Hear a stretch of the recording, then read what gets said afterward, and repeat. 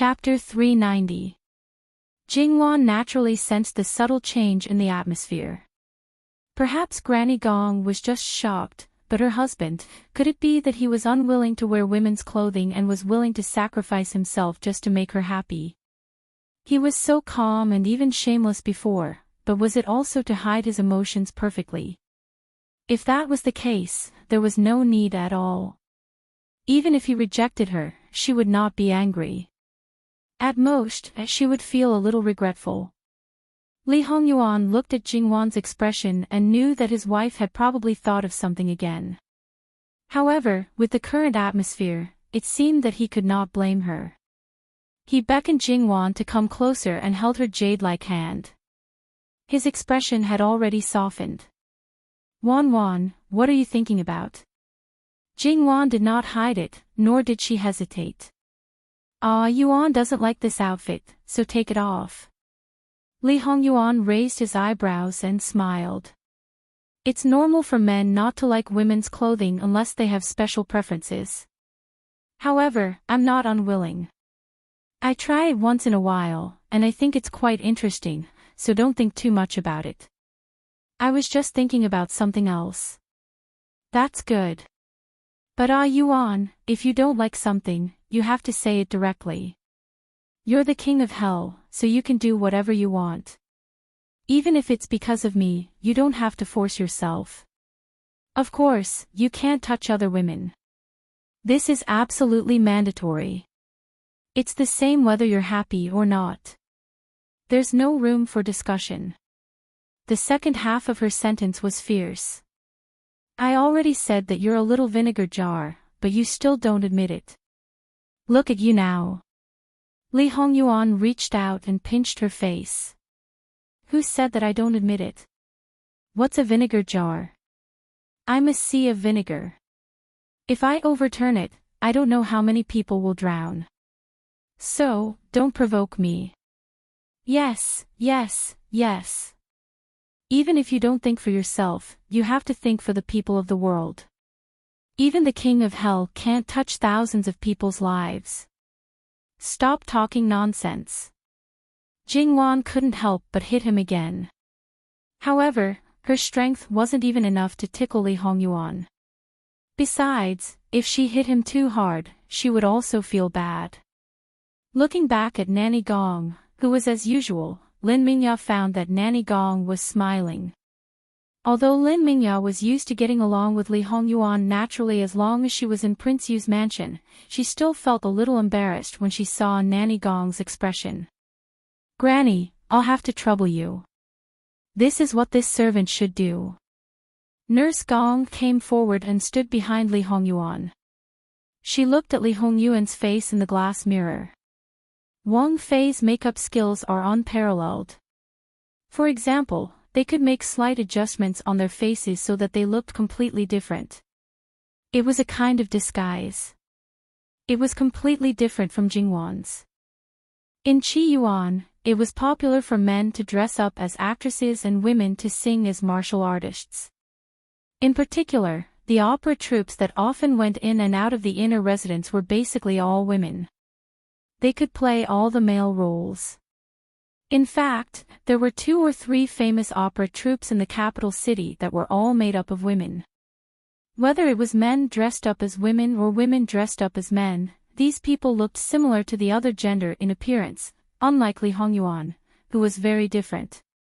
Of course, it was more difficult to do it. This is nothing. It's just ordinary. Thinking of the makeup in her previous life, it was amazing that it was comparable to plastic surgery. Nurse Gong only thought that Jingwan was being modest. Only Li Hongyuan knew that what she said was probably true. Granny Gong thought for a while, then took off the crown on Li Hongyuan's head and combed his hair. Starting from the top of his head, she coiled the strands of hair into a bun. Her movements were quite fast. She didn't need to use clips or anything like that. She used an extremely short jade hairpin and gently inserted it into Li Hongyuan's hair. Jingwan actually quite admired her for this. Of course, this was only the part near the head. When she tied the hair into a bun, she still had to add some tools. Otherwise, the hair would not be able to be pulled up and the corresponding shape could not be made.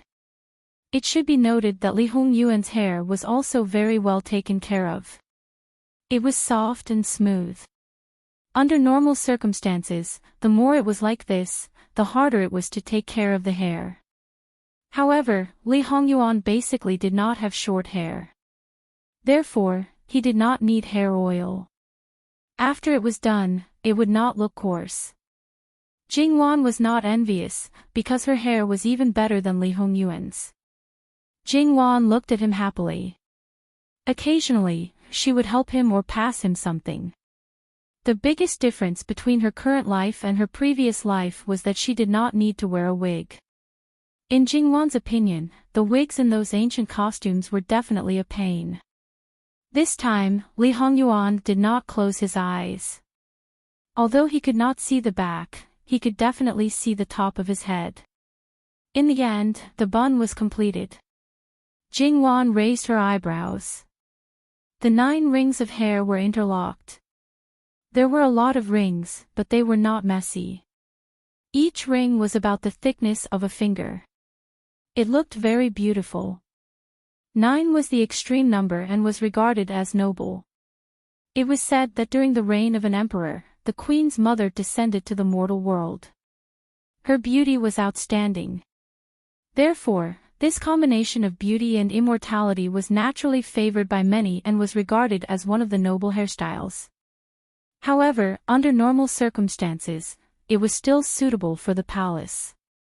Although there was no restriction, people below the rank of concubine did not dare to wear such a hairstyle. Wouldn't that be asking for trouble? The most noble empress naturally preferred the Lingyun hairstyle. Therefore, Nanny Gong dressed her according to her identity as the imperial noble consort. This hairstyle was very suitable and matched the clothes very well.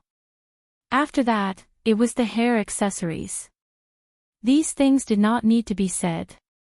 Jingwan had a lot of them.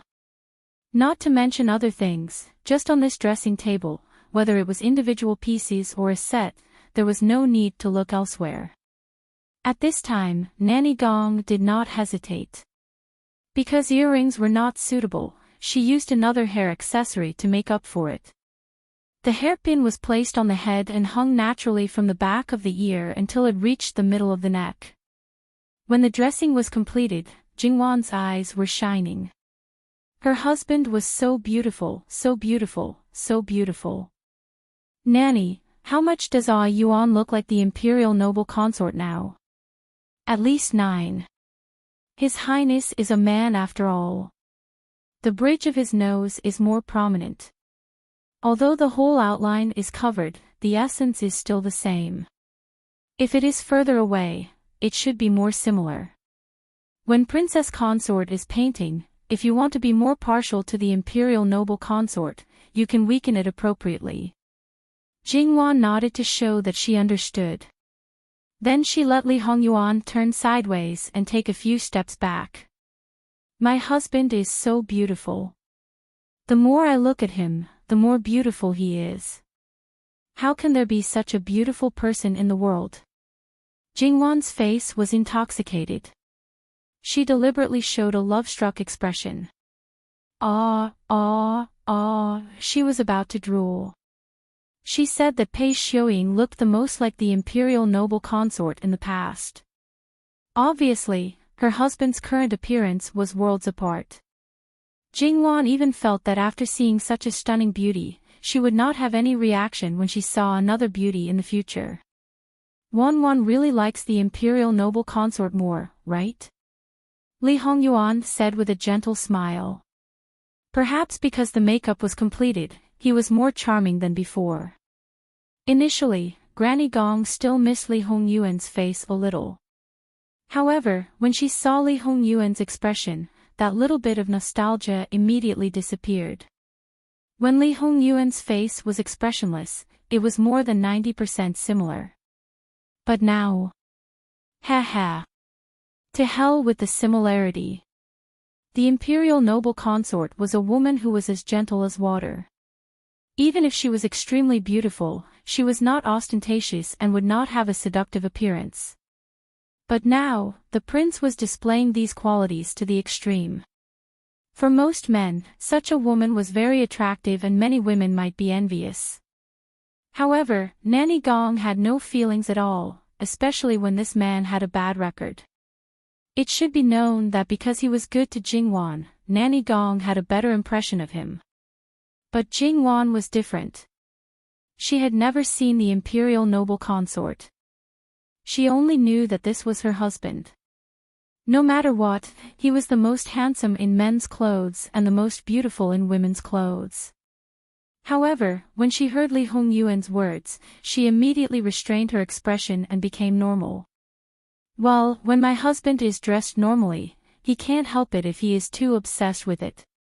But it is different when you are dressed as a woman. You will only look at it and won't think too much. Really? Li Hongyuan said. He slowly stood up, raised his arms slightly, and straightened his clothes. Needless to say, her aura immediately came out. She was noble, elegant, and magnificent. Empress Sun, noble consort Su, and so on were all inferior to her. Well, he was a little too tall. Although she was not sure, Jingwan was 100% sure that his net height was more than 180 meters. And the 9 bun of immortals was a high bun. Combined, it was definitely more than 190 meters. Even if he stood next to Luqingdi, he would not only be crushed by his height, but also his momentum. It was unlikely that any emperor would be able to control such a person. Yep, if she was really a woman, she could try to walk the path of an empress. If she had the same level of intelligence and skills, she might even become the first female emperor in history. Jingwan was thinking about it, but Li Hongyuan had already walked in front of her. Even now, Wan, you don't have to endure it. After all, you are essentially the same. Jingwan glared at him fiercely. Did he have to be so outspoken? Jingwan secretly glanced at Nanny Gong. Nanny Gong just pretended that she didn't understand. I'll leave first. Then the two masters could do whatever they wanted. After Nanny Gong went out, Li Hongyuan was really unscrupulous. He directly hugged Jingwan and kissed her with the current makeup. The scene was absolutely hot and passionate. If it was seen by people who didn't know, the scene would be absolutely beautiful and make people blush and their hearts beat faster. The makeup will be ruined. Let go of me, Li Hongyuan finally let her go. He pinched her chin and said with a smile, let Wan try it. Let's see if she will be impulsive. Jingwan was speechless. Just as he said, they were essentially the same. How could she be indifferent to it? Okay, sit back. It's time to start painting. Otherwise, how long are you going to wear this? If it was a meticulous brush painting, it would be impossible to finish it in a short time. But if it was a freehand brushwork, it would be much faster. This situation might not happen again. So, how could Jingwan let go of such an opportunity? If only there was a camera, there would be no need to beautify or edit the picture, and it would be absolutely beautiful. However, Jingwan was going to draw the shape of the painting that she was going to give to Luqingdi, and then slowly color it. Jingwan roughly figured out the imperial noble consort's temperament based on what she knew. Now, she needed a suitable expression. Jingwan didn't hesitate to let Li Hongyuan do all kinds of poses and expressions, but he didn't seem to be satisfied. Was it because he didn't have the talent of a photographer, or was the person in front of him too special? Li Hongyuan was quite interested. In fact, although he hadn't seen his birth mother, he knew what expression he showed would instantly remind Luqingdi of his birth mother. So, when it was about time, Li Hongyuan decided to do it himself. He sat sideways, supported his chin with one hand, and turned his face to Jingwan. How is it? Jingwan nodded hard. The expression, that's the main point. Wan, it will be very tiring. Let's talk about it when we sketch the face. Thinking about it, Jingwan lowered her head and began to sketch. The paper she prepared was almost the height of a person, but a person couldn't occupy a lot of space, so she had to add the background. Jingwan's movements were very fast, but the sketch was very detailed. After confirming that there was no problem with the proportion, Jingwan left the face to the end. Time passed slowly, and she didn't know how long it had been. The expression. Then, Jingwan raised her head and was stunned for a moment. She was pure and happy. At this moment, Jingwan felt that she was really facing the imperial noble consort. Even if she was wearing a luxurious dress, she didn't feel that she couldn't suppress her. On the contrary, the perfect combination of luxury and elegance made her even more unable to move her eyes away. But it was only for a moment. Jingwan grasped the charm at this time tightly, and she drew as if she was a god.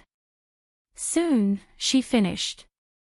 Jingwan breathed a sigh of relief and looked at the paper again. Although there was no color, and it didn't feel that three-dimensional, it could indeed be said that a beauty was vivid on the paper. It was no longer Li Hongyuan, but the imperial noble consort. Regarding the background, Jingwan suddenly thought of a good electronic device. There was a zither table in front of the window, and the beauty in front of the table was sitting lazily. She wasn't playing the zither, but was looking out of the window with her chin in her hand. There was a blooming flower tree, and a few birds were either flying or stopping, attracted by her beauty as usual. Then, the beauty seemed to have heard the sound of footsteps. She turned around and saw the person who came, and revealed a pure and happy smile. The picture, at that moment, froze. After the background lines were not painted, Jingwan was stunned.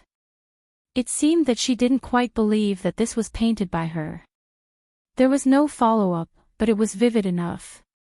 The birds can't go away because of her beauty, and everyone who looks at the painting will think that her smile is for him. He will also think that this will be his best, most precious, and favorite birthday gift this year. No, it should be the best in all the years. Li Hongyuan had stood beside Jingwan and looked down at the painting. I can't bear to give it away. Lu Qingdi was such a scumbag. How could he get such a beautiful woman and not cherish her when he got her? What's the use of keeping it? Li Hongyuan would not let it stay when it was painted like this. He can only look at it for a while. The more beautiful it is, the more painful it will be for him. But he will never not look at it. So, it was a vicious circle. She didn't know what would happen to Lu Qingdi. Thinking of this, Jingwan felt a lot better. Putting the drawing paper aside, Jingwan began to paint her own painting. She didn't have to imitate anyone. Li Hongyuan could do whatever he wanted. She didn't have to deliberately pretend to be a woman. Of course, she just didn't act too manly. In fact, from Jingwan's point of view, Li Hongyuan could be in a painting at many times. For example, when he was leaning on the couch, reading, drinking tea, thinking quietly, etc. Even if he was dressed as a woman, it would not be out of place. Unfortunately, it was just a thought. Without a camera, those images could not be recorded. Perhaps when she had time in the future, she would imagine changing his clothes and painting them one by one. Jingwan's freehand brushwork might not be so good, but she was good at grasping the charm. She could make up for some shortcomings. There were a total of 4 freehand brushwork. The poses were different, but each of them had the emotions of Li Hongyuan. Some were cold and evil, some were gentle and affectionate, some were enchanting and some were free and easy. Anyway, they were all different from the imperial noble consort. If the imperial noble consort made people want to take good care of her and even couldn't bear to blaspheme her, then the cross-dressing Li Hongyuan on the paper made people want to pounce on him and strip him clean, whether they were really tempted by him or wanted to conquer him. If it weren't for the muscles, Jingwan also wanted to show him a shoulder or something. However, if she really did that, it would be uncoordinated. But if she wiped off the makeup on his face and painted his original appearance with half of his clothes, she couldn't imagine the scene. She was going to have a nosebleed. However, some ideas lingered in Jingwan's mind and could only be slowly realized in the future. Li Hongyuan saw Jingwan's little evil expression. She probably thought of something that people liked. Li Hongyuan felt that he didn't mind cooperating at all. Li Hongyuan was still very satisfied with Jingwan's paintings. However, because it looked like a woman, his satisfaction dropped by countless percentage points. Sure enough, he still looked forward to the painting of his original appearance. Jingwan removed Li Hongyuan's makeup. Li Hongyuan changed his clothes and tied up his hair with a crown. The handsome Jin Qin returned. Jingwan hugged Li Hongyuan's waist. Sure enough, I still like this the most. Cross-dressing and whatnot can only be considered as fun. Fun. That's not bad. Next time, we can change together. Wan's cross-dressing is also amazing. The key point is, it doesn't affect this husband's impulses in the slightest. Perhaps we can do it again after changing clothes. Jingwan's face was a bit dark. Do you have to keep talking about dirty in every 3 sentences? Is it really okay for you to be like this? You're also a Wang, yeah. Where's the restraint? Where's the value? Li Hongyuan expressed that in front of his wife. What were those things? Could they be eaten? Could they be drunk? The most important thing was, could they make his wife happy? Therefore, Li Hongyuan was really a dragon. A dragon's nature was lascivious. It was the first time that Jingwan painted in the room. Therefore, the bedroom was actually quite messy and needed to be cleaned up. Jingwan carefully put away the painting, no matter whether it was completed or not. However, these things couldn't be seen by outsiders, let alone spread outside. Therefore, it was best to frame it herself. For Jingwan, framing wasn't a big problem. Jingwan had learned it before. At least, it wasn't that good. Ordinary paintings were fine, but the ones that she valued were far from enough. Therefore, should she find time to go back to the Luo family and let her grandfather strengthen his training, or directly find a good female master from outside to teach her? Thinking about it, her grandfather seemed to be very busy recently, so it was better not to disturb him. Jingwan raised this question to Li Hongyuan. Li Hongyuan glanced at Jingwan. There's a ready-made one, but you don't use it. You have to go outside to find one. It's not that I'm bragging, but compared to the framing masters, I'm not much inferior. Jingwan was really surprised at this time. To be honest, someone really didn't have the temperament to learn this. Should it be said that a person couldn't be judged by their appearance, and the sea couldn't be measured with a pint pot? However, Jingwan didn't doubt it. Since this man dared to say it, he must be able to do it. In fact, Li Hongyuan was not only good at framing, but also very good at painting. Of course, his paintings were only of one person, and that was Jingwan. That was the only beauty that Li Hongyuan treasured in his heart in her previous life. He didn't paint very diligently. Perhaps one painting a year, perhaps one painting every 3 to 5 years. He painted and framed by himself, all by himself. When he was dying, those paintings were the only things that he designated to be buried with him. It was just that he didn't want to start all over again. After being reborn, Li Hongyuan didn't touch the paintbrush again, because Wan was still alive.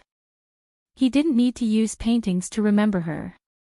Moreover, at the beginning of his rebirth, Wan was only 2 years old. The Jingwan he knew in his previous life was the her after the hardships, so it was definitely different from this life. In this life, before he connected with her heart, he unintentionally called out, Wan twice, and she misunderstood that he was thinking of someone else. If he really kept the memories of her voice and smile from his previous life, how bad would it be? What existed in front of him? There was no need to reminisce about the past. Of course, those two unforgettable images were bound to be difficult to erase. So, until now, no one knew that Li Hongyuan was good at painting. It was also because Li Hongyuan never thought of taking out the things that Jingwan took out in her previous life in advance. Otherwise, there would be some things that Jingwan couldn't play with. Jingwan didn't use painting to make Luo Jingbua famous. However, in his previous life, Li Hongyuan really thought that the painting was created by Luo Jingbua. It turned out that it wasn't, and it belonged to his little sweetheart. As for whether it was created by Jingwan or not, Li Hongyuan didn't care. Even if it was brought by Jingwan and didn't exist in this world, it still belonged to his family, Wan. Now it was hanging in Luo Jingbua. One day in the future, Li Hongyuan was bound to return it to its rightful owner. However, Jingwan didn't ask how many things this man didn't know. Their days were still very long, and they could leave it to be slowly excavated in the future. That would also be a great pleasure. After all, perhaps every time they excavated something, it would be a huge surprise. They were an old couple, and they had to occasionally relax. Then Yuan, you teach me. Why don't you just let me frame it? It's not that I can't, but other things are fine, but the one I painted for you can't. I want to do it myself. Before that, I won't let anyone see it. In that case, it's up to you. However, you can take it slow. Don't tire yourself out. How can I? Look at me, I'm very idle all day. If I don't find something to do, I'll really grow hair. What is this saying? Li Hongyuan asked. This is not easy to explain. Something like growing hair, a certain someone had probably never seen it before. Perhaps he didn't even know there was such a thing. Then I won't say. Li Hongyuan pulled Jingwan and walked out of the bedroom hand in hand. The entire afternoon had been spent. A bit hungry. Li Hongyuan was a good husband who was 24 filial piety. He passed down the order to prepare the meal in advance. That, because the kitchen was not done yet, because of Li Hongyuan's words, it became exceptionally busy. However, there were enough chefs in Jin Wangfu, the kitchen was big enough, and there were countless people to help. If there was no time to call for other people to cook, the kitchen would definitely have enough food. Usually, this was the case in the Wangfu, and Jin Wangfu did not lack money, so it would only be more abundant. As for the chefs, most of them had followed to Jiangnan, so they were more or less familiar with Wang Fei's taste. As for Wang Ye, there was no need to pay special attention to him. Basically, he would eat whatever Wang Fei ate. In the past, he would not eat it. As long as Wang Fei said that it was good for the body and put it in his bowl, he would eat it. In the past, Li Hongyuan's table was basically filled with meat, but now it was different. It was basically a combination of meat and vegetables. And Jingwan was not a picky eater. Even if there were some dishes that she preferred, she might order it a little more frequently, but she would definitely not eat it for 2 consecutive days. Even if it was the so-called frequent, it would probably be 2 times out of 10. Therefore, if the kitchen wanted to know her preferences, it would really take a lot of effort. Thus, the people in the kitchen naturally did not get any special favor. Of course, it was not all bad.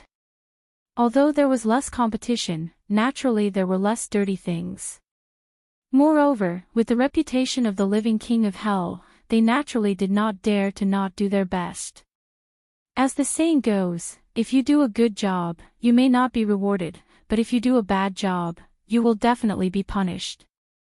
In fact, as long as one stayed in Jin Wangfu for 1.5 years, they would know that as long as they did their job well and did not make trouble, their days would be very good. It was not like what outsiders said, that Jin Wangfu was a dragon's pool and tiger's whiskers. However, the people in the Wangfu basically would not talk about it. After all, they did not think that they were the best. If there were more people who knew about it and wanted to rush into the Wangfu, then there might not be a place for them to stand. More importantly, when they first came in, they were warned to control their mouths. If they said something that they should not say, they would definitely not be able to bear the consequences. They were not sure if it was something that they should not say, so it was best not to say anything. There was strength in numbers. Therefore, it did not take long for dinner to be served. If one looked carefully, they would still find some differences. Not to mention other things, just the combination was not that meticulous. However, every dish was still perfect, without the slightest bit of carelessness. After the two people finished eating, they digested the food and then went to the study room. There were some matters that needed to be dealt with. These matters, whether or not Jingwan wanted to know, whether or not she wanted to participate, it was all up to her. Whenever she wanted to go to the study room, no matter what it was, she would not hide it from her. And the recent matters were nothing more than the things prepared by Li Hongyuan, whether they had been handed over to He Jinwei, and the position of the envoys from each country. Of course, there were definitely other matters. Although there might be a big fluctuation in emotions when seeing it for the first time, but if she was used to it, Jingwan would also be calm and even feel that it was a trivial matter. The envoys from the former Wei will reach the capital in 4 or 5 days at most. They are really fast. Regarding Qi Yuan, they have always been the most active. At that time, the Wei dynasty was larger than the current Qi Yuan and was very prosperous. However, in the later period, it declined very quickly and was overthrown by the officials. However, it was not overthrown. After all, the blood of the royal family still existed. They just gave up the capital and moved to the north, dividing the Wei dynasty. The new dynasty was the Qi Yuan that was later changed by the Li family. Although the remaining part of the Wei dynasty only occupied less than 1/5 of the land, it survived tenaciously. Not only that, but it continued to conquer the north. Later on, it was called the former Wei. Now, it had the national strength that was not inferior to the Qi Yuan. Even if the history of the Wei dynasty was not taken into account, the former Wei existed for hundreds of years longer than the Qi Yuan. The former Wei had always wanted to take back the territory they had lost. However, the former dynasty was destroyed by the Li family, who was born with a peasant background, and a new dynasty was established. At that time, the former Wei did not gain any advantage. It was not known if it should be said that the ancestor of the Li royal family was too valiant. Although the dynasty had changed twice, the former Wei still regarded the current Qi Yuan as a part of them. They had never given up on the idea of taking it back. Therefore, no matter who occupied this territory, they were the enemies of the former Wei. As long as they could cause trouble, they would not hesitate to do so. After understanding this history, Jingwan was actually quite speechless. It had been hundreds of years, and the rulers of this territory had changed again and again. Why were they still thinking about it? They were simply crazy. However, it was not without reason that the former Wei kept thinking about it. After all, compared to the Qi Yuan, most of the former Wei's territory was much more barren. Now, their territory was smaller than the Qi Yuan, but their national strength was comparable. Naturally, they would not give it up so easily. Moreover, after this period of time, the spies left in the Qi Yuan must have sent back the news that the letters of credence had arrived together. As long as they could make the Qi Yuan bad news, it would be good news for the former Wei. Therefore, they did not care who was behind this, nor did they care if there was a problem in their country that they did not know about. Anyway, they had already come out. It was more important to see the joke of the Qi Yuan. It would be even better if they could reap some benefits from it. Therefore, the speed of their arrival was naturally fast. Originally, according to the normal speed, it would have been delayed by at least 10 days. At that time, at least the small countries would have arrived. The big countries, after all, were powerful.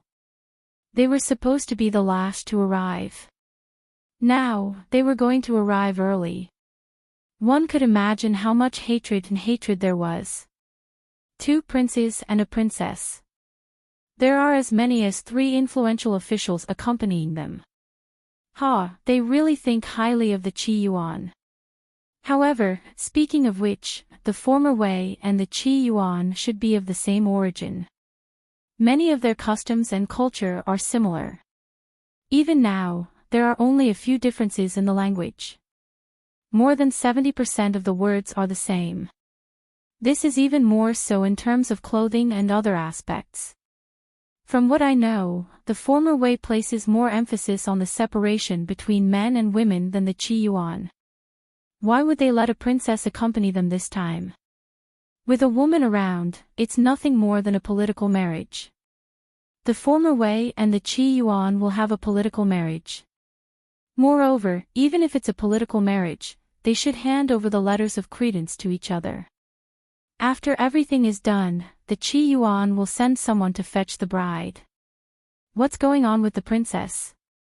Where's the honor? Where's the face? Shouldn't the former Wei place more emphasis on women? Jing Wan was puzzled. Even if they're mortal enemies, they can still marry each other. When there's peace, the princess will naturally be married.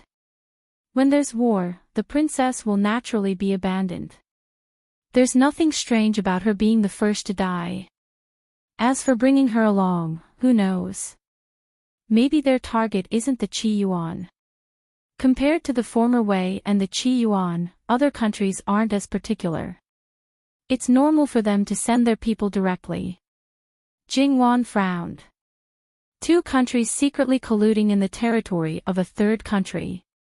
It doesn't sound reliable no matter how I think about it. Li Hongyuan was amused. Why do you care so much? They're not even worried, but you're still worried. What does this have to do with being worried? I just don't know what those people of yours are thinking. Maybe they think that the most dangerous place is actually the safest place. However, under my watch, I will never let them succeed. Jing Wan glanced at him.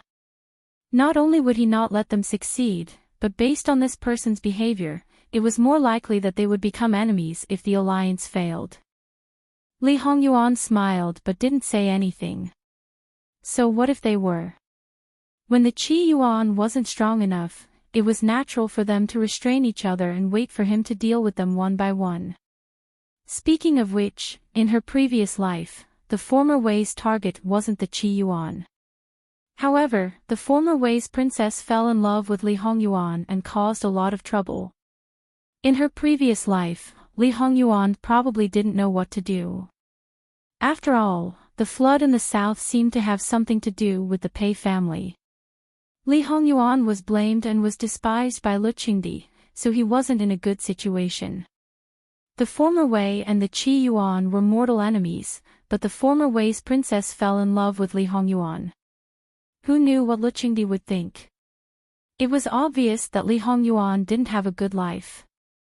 However, it was different in this life. Not to mention that there was no uprising in the south last year. Lu Qingdi was very good to his son, Li Hongyuan. In addition to the throne, he even plucked the moon from the stars. If the same thing happened again, who knew what would happen? In comparison, Li Hongyuan was more concerned about Jingwan's reaction. Just as he was thinking about this, Jingwan suddenly held Li Hongyuan's face. What if the princess falls in love with you? Was this considered telepathy? Look, Wan, you forgot. Isn't this your business? That's the princess of a country. Wouldn't it be inappropriate for me to make a move? What's wrong with that? If you make a move, as long as you don't kill anyone, it can be considered a small matter between women. Are you trying to spread my reputation of being jealous to other countries? It depends on how you do it. It might not be related to jealousy. Wan, why don't you think about it now? Why should I think about it when there's no sign of it? Besides, this is a matter of national importance. If the decision was made early on, the princess would have been informed in advance to avoid doing something embarrassing. A princess, no matter how noble and favored she is, can't go against her own country. Moreover, how much favor can a princess who is going to be used for a political marriage and brought out in such a way be? Even if she's favored, there must be other reasons for her to be pushed out. In short, she can't surpass her own country. Even if she's going to be married to Qi Yuan, she must be married to a powerful and influential person. So, I'm most likely overthinking this matter. Jingwan pinched Li Hongyuan's face. In the end, it's because your face is too attractive. Tell me, why is a man like you so good-looking? So, all of this is still my fault. Isn't it? Then, Wan, what do you think we should do? I've never heard of a man who can ruin a country because of his looks. Jingwan snorted. Maybe you'll become the first man in history. If that's the case, what should I do? Wan, do you want me to be disfigured? Bah, if you want the person who likes you to be disfigured, then you can't be disfigured. Was it wrong to be good-looking? Definitely not. Li Hongyuan knew that Jingwan didn't like him because of his looks. When they first met in the previous life, he still had this face, but Jingwan didn't have any emotional fluctuations. What could move her was never these things. When she calmly accepted everything you gave her, it meant that she had accepted you as a person from the bottom of her heart. I don't know, other than the people from the Ministry of Rites and the Honglu Temple, which of your brothers will be sent to receive them? Li Hongming. The former Wei has always been the most difficult to deal with. Li Hongming is the most skilled among the brothers. Li Hongyuan said with a bit of laziness. Since it's the most difficult to deal with, why not you? Jingwan ridiculed. If you really want me to go, it doesn't matter. But in the hearts of the ministers, they will definitely think letting Jin Qinhuang go. Is it because the border between Qi Yuan and the former Wei is too peaceful? Chapter 391. If you really want me to go, it doesn't matter. However, in the hearts of the ministers, they will definitely think, letting Jin Qinhuang go, is it because the border between Qi Yuan and the former Wei is too peaceful? Therefore, Jin Qinhuang was quite self-aware. If he were to receive those people, it would make people want to start a war with Qi Yuan. Not to take back their own territory, but to attack the capital of Qi Yuan and destroy the sixth prince of Qi Yuan, Jin Qinhuang Li Hongyuan. Therefore, even though they knew that Jin Qinhuang's battle prowess was very strong and could easily make people stomp their feet and vomit blood, and that he was strong internally, he would definitely be stronger externally, but they didn't dare to let him go. After all, he was an envoy and came with a friendly purpose. If he really just arrived at Qiyuan and caused a mishap, it would indeed not be easy to account for. Compared to the damage that his battle prowess could bring to the enemy, this was a matter that made people feel gratified. As expected, they were more unwilling to deal with the aftermath of the destruction he caused. This was an incomparably troublesome matter. Based on the above, at this time, the ministers and Lu Qingdi wouldn't mention it. Even if they thought of it, they would resolutely not mention it. However, if anyone had the slightest hint of it, they would resolutely suppress it and treat it as if Jin Qinhuang didn't exist. In any case, he basically had nothing to do before, and now he didn't need to do anything. It would be best if he could quietly be a handsome man. Otherwise, holding his wife and giving birth to children was also fine. Lu Qingdi ordered everyone to be forbidden from looking for trouble. It was best not to go to Jin Qinhuang's place.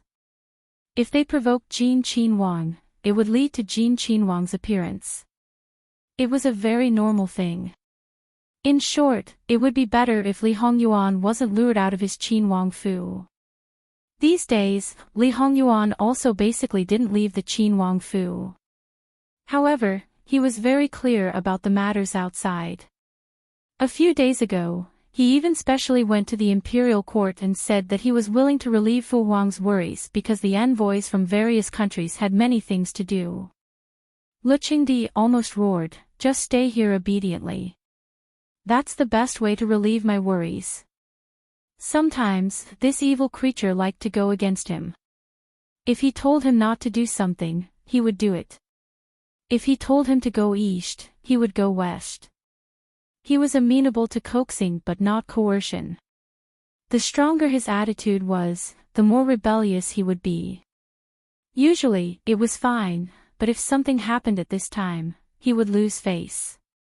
Therefore, he could only wipe away his tears for himself and coax him to go back.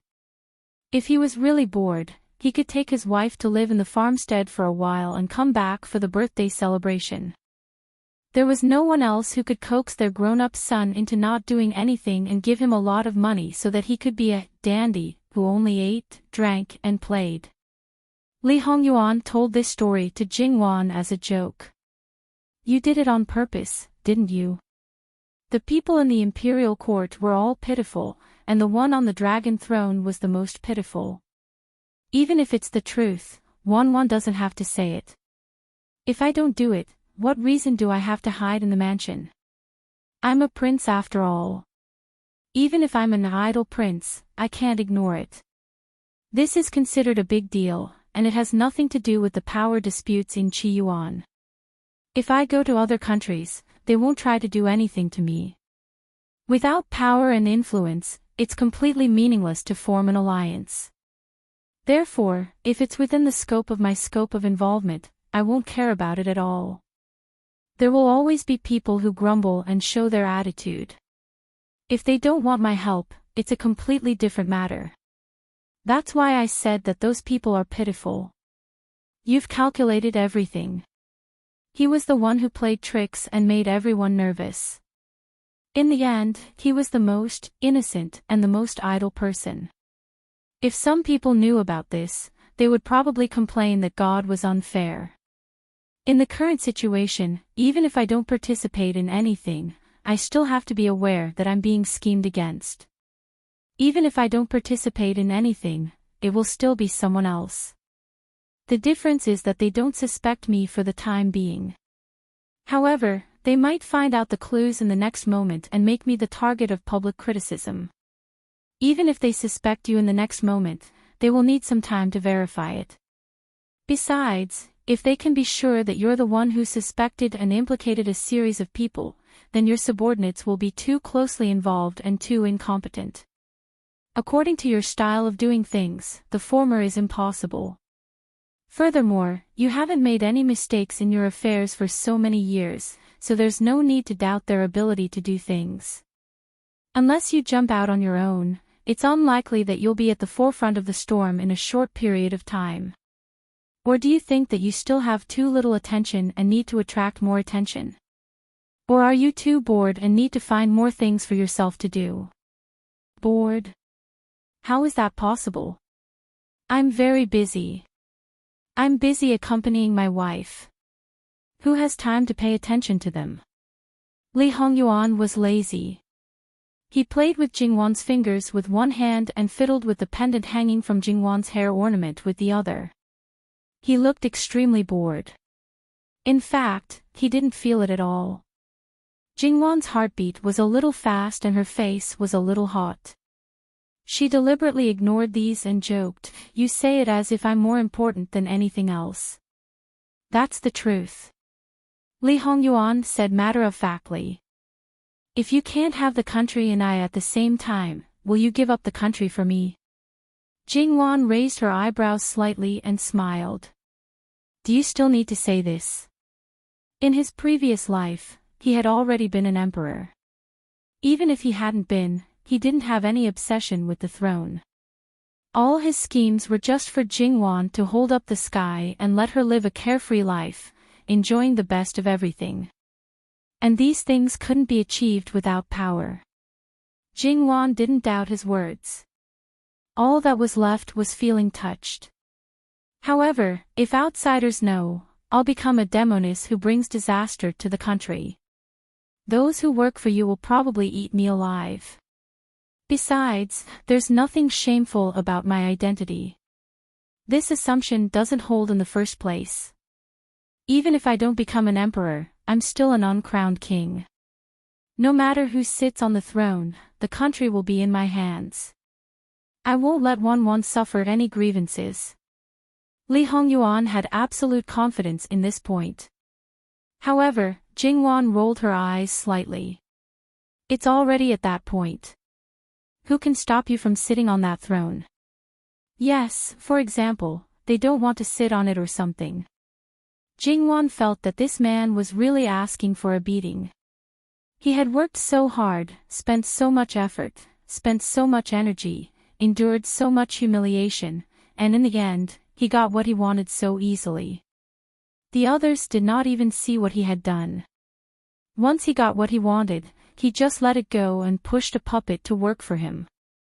There was no benefit in itself, but he just sat back and enjoyed the fruits of his labor. In front of him, he did not even have the dignity of an emperor. Even if he did not go crazy, he would go crazy. However, Jingwan wasn't sure if he was joking or if he really had the idea that the throne was dispensable. She thought that she understood him, but she still couldn't figure out some of his thoughts. She could only say that this man's thoughts were really unpredictable.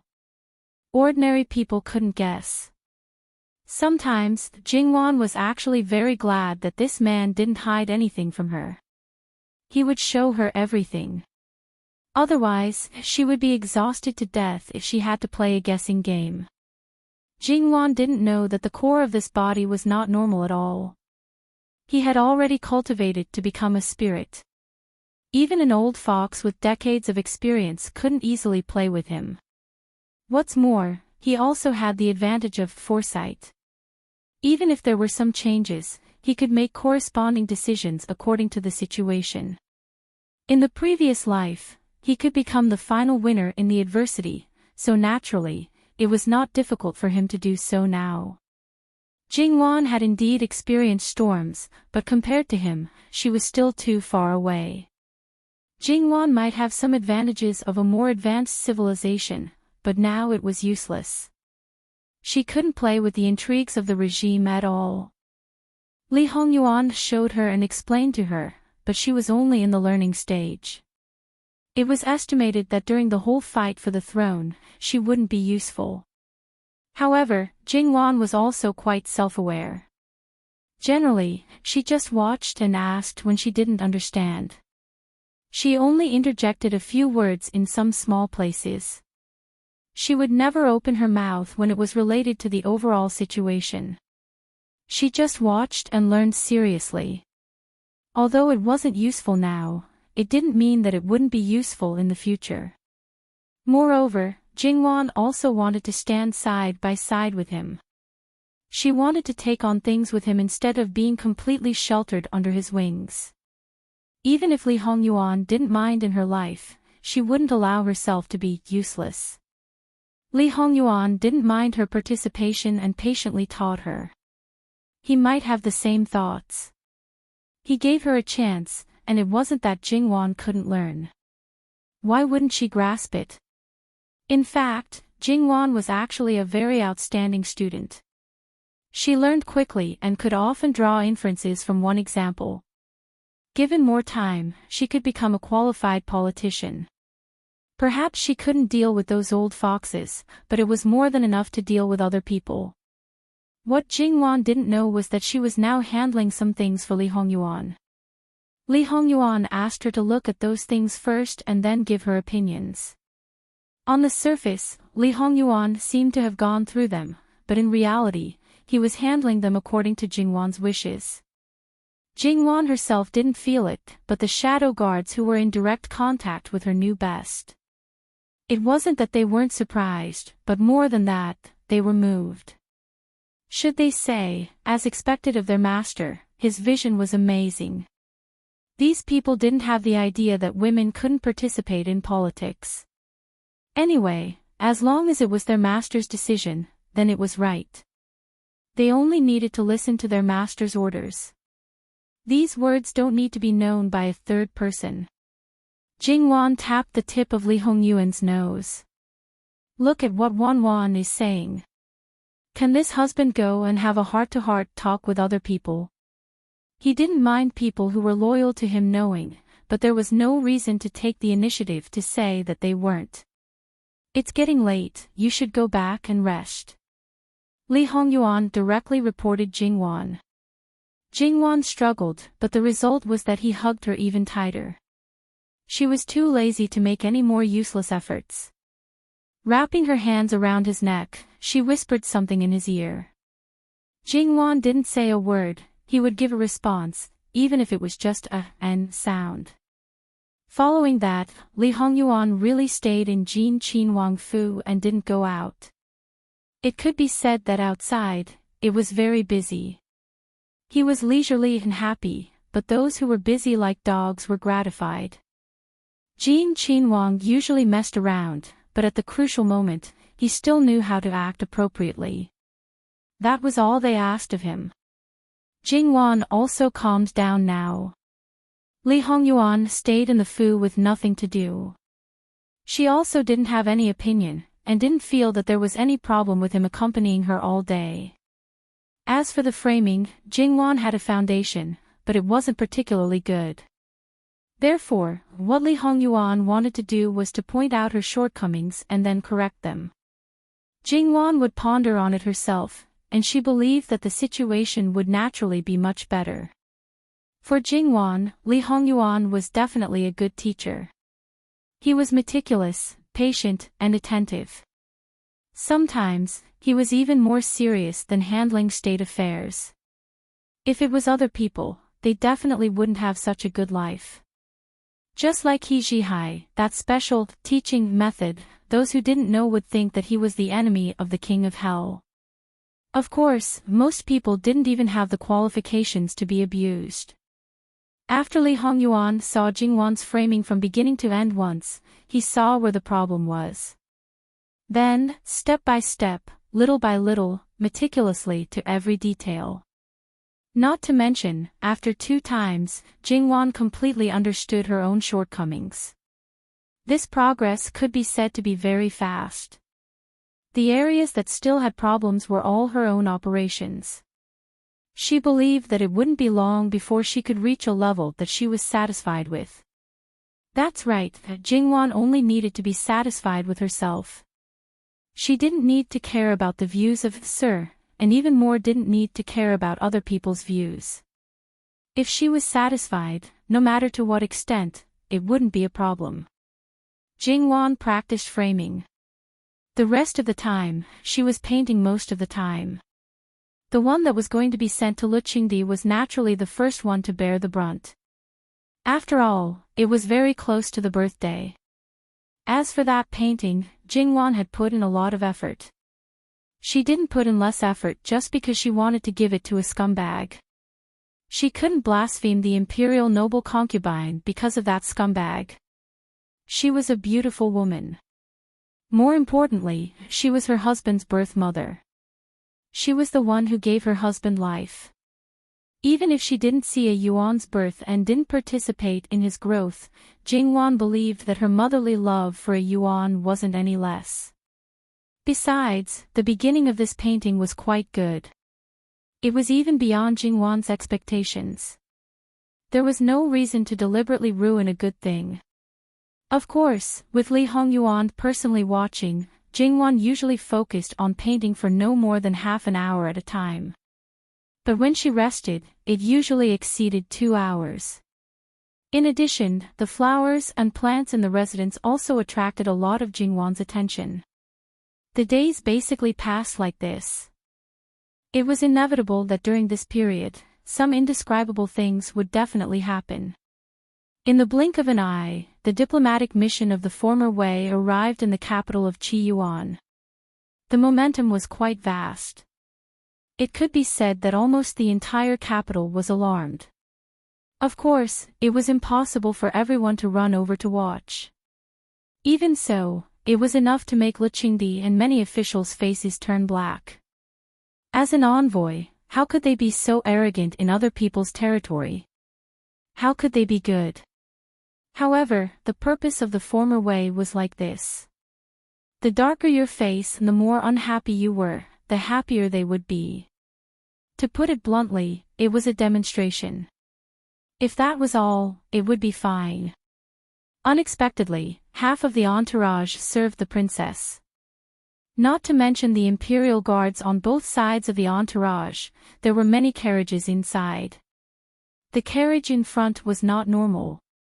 It was only made with a section of railing carved with lacquered gold. The top of the railing was round, and the surrounding gauze curtains were scattered. It was not completely fixed. When the wind blew, the gauze curtains fluttered. It was originally hazy, but after the gauze curtains fluttered, the figure of the woman inside became clearer. Her clothes were not the usual clothes. From head to toe, simple but extremely elegant patterns were embroidered with gold threads. At the same time, there were many small pearls and gemstones. Her face was covered with a veil, and only a pair of eyes could be seen. Those eyes were very lively and unforgettable, as if they could speak. The carriages behind her were also covered with a particularly fresh cloth, as if they were afraid that people would not know that those things belonged to a woman. There were also groups of beautiful maids walking leisurely on both sides of the carriage. Why did the former Wei dynasty raise a woman to such a high position? However, because the other side had more than one member of the royal family, Lu Qingdi also sent one more person. In addition to Li Hongming, the 10th Marquis also accompanied. However, everything had a priority. In this battle, the former Wei was led by their eldest prince, while the latter was led by Li Hongming. They exchanged pleasantries, probed, and feigned civility with each other. It could be said that it was quite exciting. It was the first time they had met, but both of them felt like they had met their match. Unexpectedly, their smiles became more and more sincere. Previously, the Grand Prince of Wei had proposed to pay a visit to Emperor Lu Qingdi and had fulfilled the etiquette. Li Hongming had also said that the envoys were fatigued from the long journey and were covered in dust. It wouldn't be too late to meet them after a short rest. One side insisted on meeting, the other side insisted on not meeting. The situation seemed to be in a stalemate. Eldest imperial brother. The woman's voice was as pleasant as an oriole's. She walked over leisurely with several maids. Her clothes were very soft. When the wind blew gently, the hem of her skirt swayed in a large arc. She did not feel frivolous. Instead, she felt like a floating immortal. What's wrong? The former Wei eldest prince chuckled and did not answer. Instead, he introduced them. This is the third prince of Qi Yuan. He has been conferred the title of Prince Rui. This is my sister, the Empress's legitimate princess. Her title is Yi Ning. Greetings to Prince Rui. She squatted. Her eyes were full of ripples and seemed to be smiling. Li Hongming's heart flashed with a strange color, but he did not show it on his face. Princess Yi Ning is too polite. The smile on his face was not more or less. He was very elegant and gentlemanly. In my opinion, the eldest prince does not need to refuse. We men do not care, but the princess has always been delicate. It is better for her to rest for a night. Imperial father is a benevolent and virtuous ruler. He will not think that the Wei messengers are rude. The former Wei never recognized this title given by outsiders. They all considered themselves as the Wei. When they gave some face, they would call them as they wished. Princess Yi Ning's eyes seemed to be a little confused and a little helpless. This. The former Wei eldest prince still wanted to say something. In my opinion, it is settled. The post house has been tidied up. If there is anything inappropriate, just say it. Li Hongming took the initiative in a timely manner. In that case, it is better to accept deferentially than to decline courteously. He did not know whether it was because of Princess Ning or because he felt that it was meaningless to continue. After all, they were in someone else's territory. The former Wei eldest prince compromised and took a step back. In this way, everyone was happy. Li Hongming did not continue to follow them. He let the people of the Honglu temple entertain them and went to the palace to report to Luqingdi. After the former Wei messengers entered the capital and arrived at the post house, Luqingdi already knew what happened. What he wanted to know now was how Li Hongming felt after the initial negotiations with the messengers. Li Hongming only used 4 words to summarize: they did not come with good intentions. Moreover, Li Hongming did not see the other prince from beginning to end. The former Wei eldest prince only said that his younger brother was naughty and mischievous, and did not say anything else. However, there was one thing that could be confirmed. That prince had definitely followed the envoy group of the former Wei into Qiyuan city. It was just that he didn't know where he had been thrown to. Obviously, it was either another person who didn't play by the rules, or it was done on purpose. He wanted to take advantage of this opportunity to investigate the situation in Qiyuan city. It was not that the Qiyuan did not expect this to happen. However, they did not expect that the other prince would do this in person. Since they did not keep an eye on him from the beginning, it would be very difficult to find him now. Especially if the other party deliberately hid his whereabouts and acted alone, then it would be impossible to find him in a short time. After all, the former Wei and Qiyuan's cultural heritage were basically the same. If they randomly found an inconspicuous piece of clothing and the capital was so big, it would be like looking for a needle in a haystack. It would be extremely difficult to find a person. Luqingdi and the others were in a dilemma. Although the former Wei prince could not find anything special in the capital even if he asked around, after all, the real secrets would not be spread among the people. He could not enter a place that was not among the people and would not be able to find out anything. It seemed that there was nothing to worry about. However, that was not the case. After all, that was a prince of another country. If something happened to him in Qiyuan's capital, it would lead to a diplomatic problem between the two countries.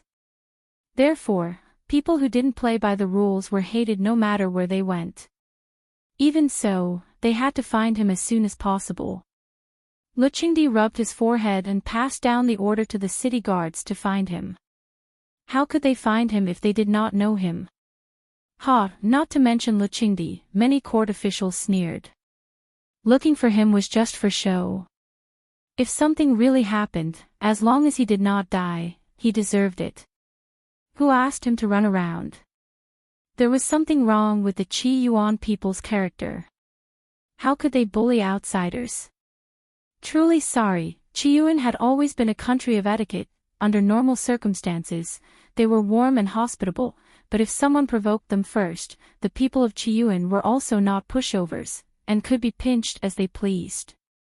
Therefore, if something really happened, it was your own problem. As for the prince of the former Wei, he was indeed strolling around the capital.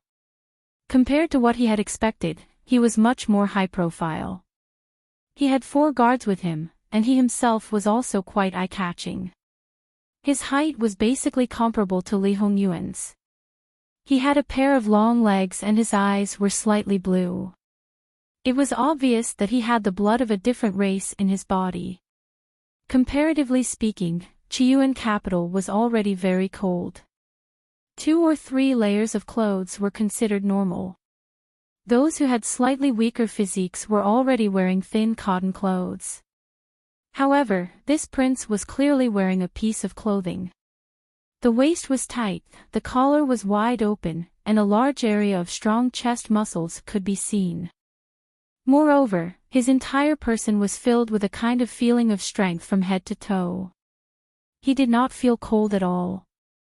In addition to his good looks, he was naturally very eye-catching.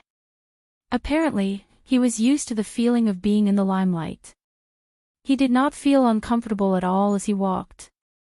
When he saw someone selling fruits, he took them and left. It was obvious that he was not an ordinary person. The peddler was afraid and wanted money again and again. After all, it was not easy for people like him to make a living. At this moment, the guard behind him threw a silver tael over. The peddler hurriedly caught the silver tael. It was obvious that the silver tael was worth at least 2 taels.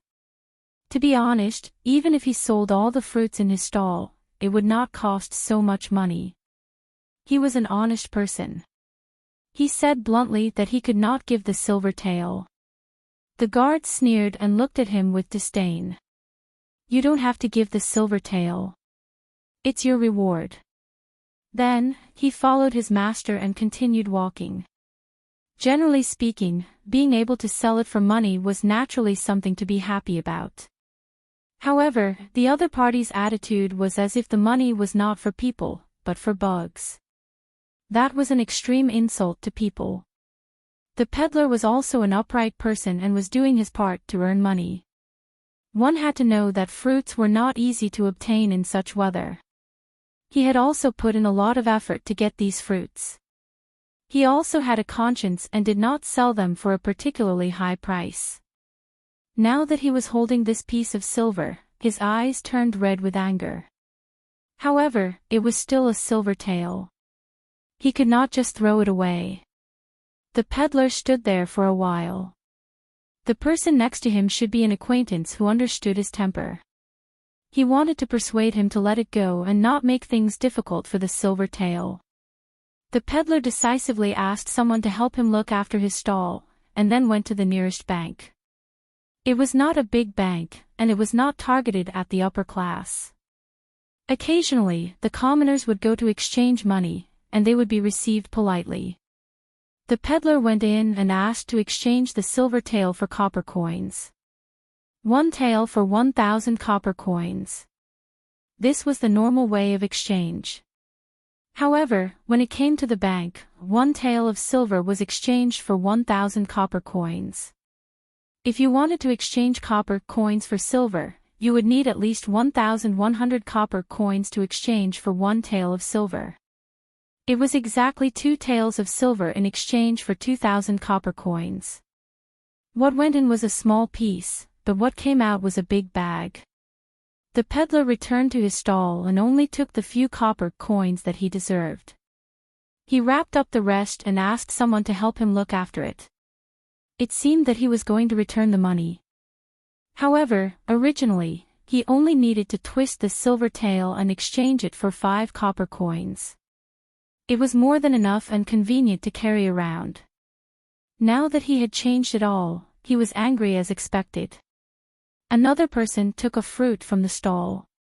Of course, the other party threw down a few copper coins. As he chewed on the fruit, he said, "You want to return the money? Give it to me, I'll help you." All right, stop looking at me suspiciously. Even if I don't have money, I won't take this little bit of money from you. I just don't like some people. As he spoke, he pulled a person over. He's my family's guard. I'll give him to you. When I return the money, I'll come back to get him. The fruit had already been finished.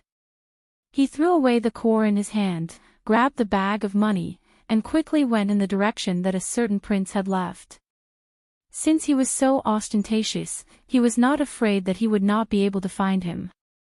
"Young master, wait."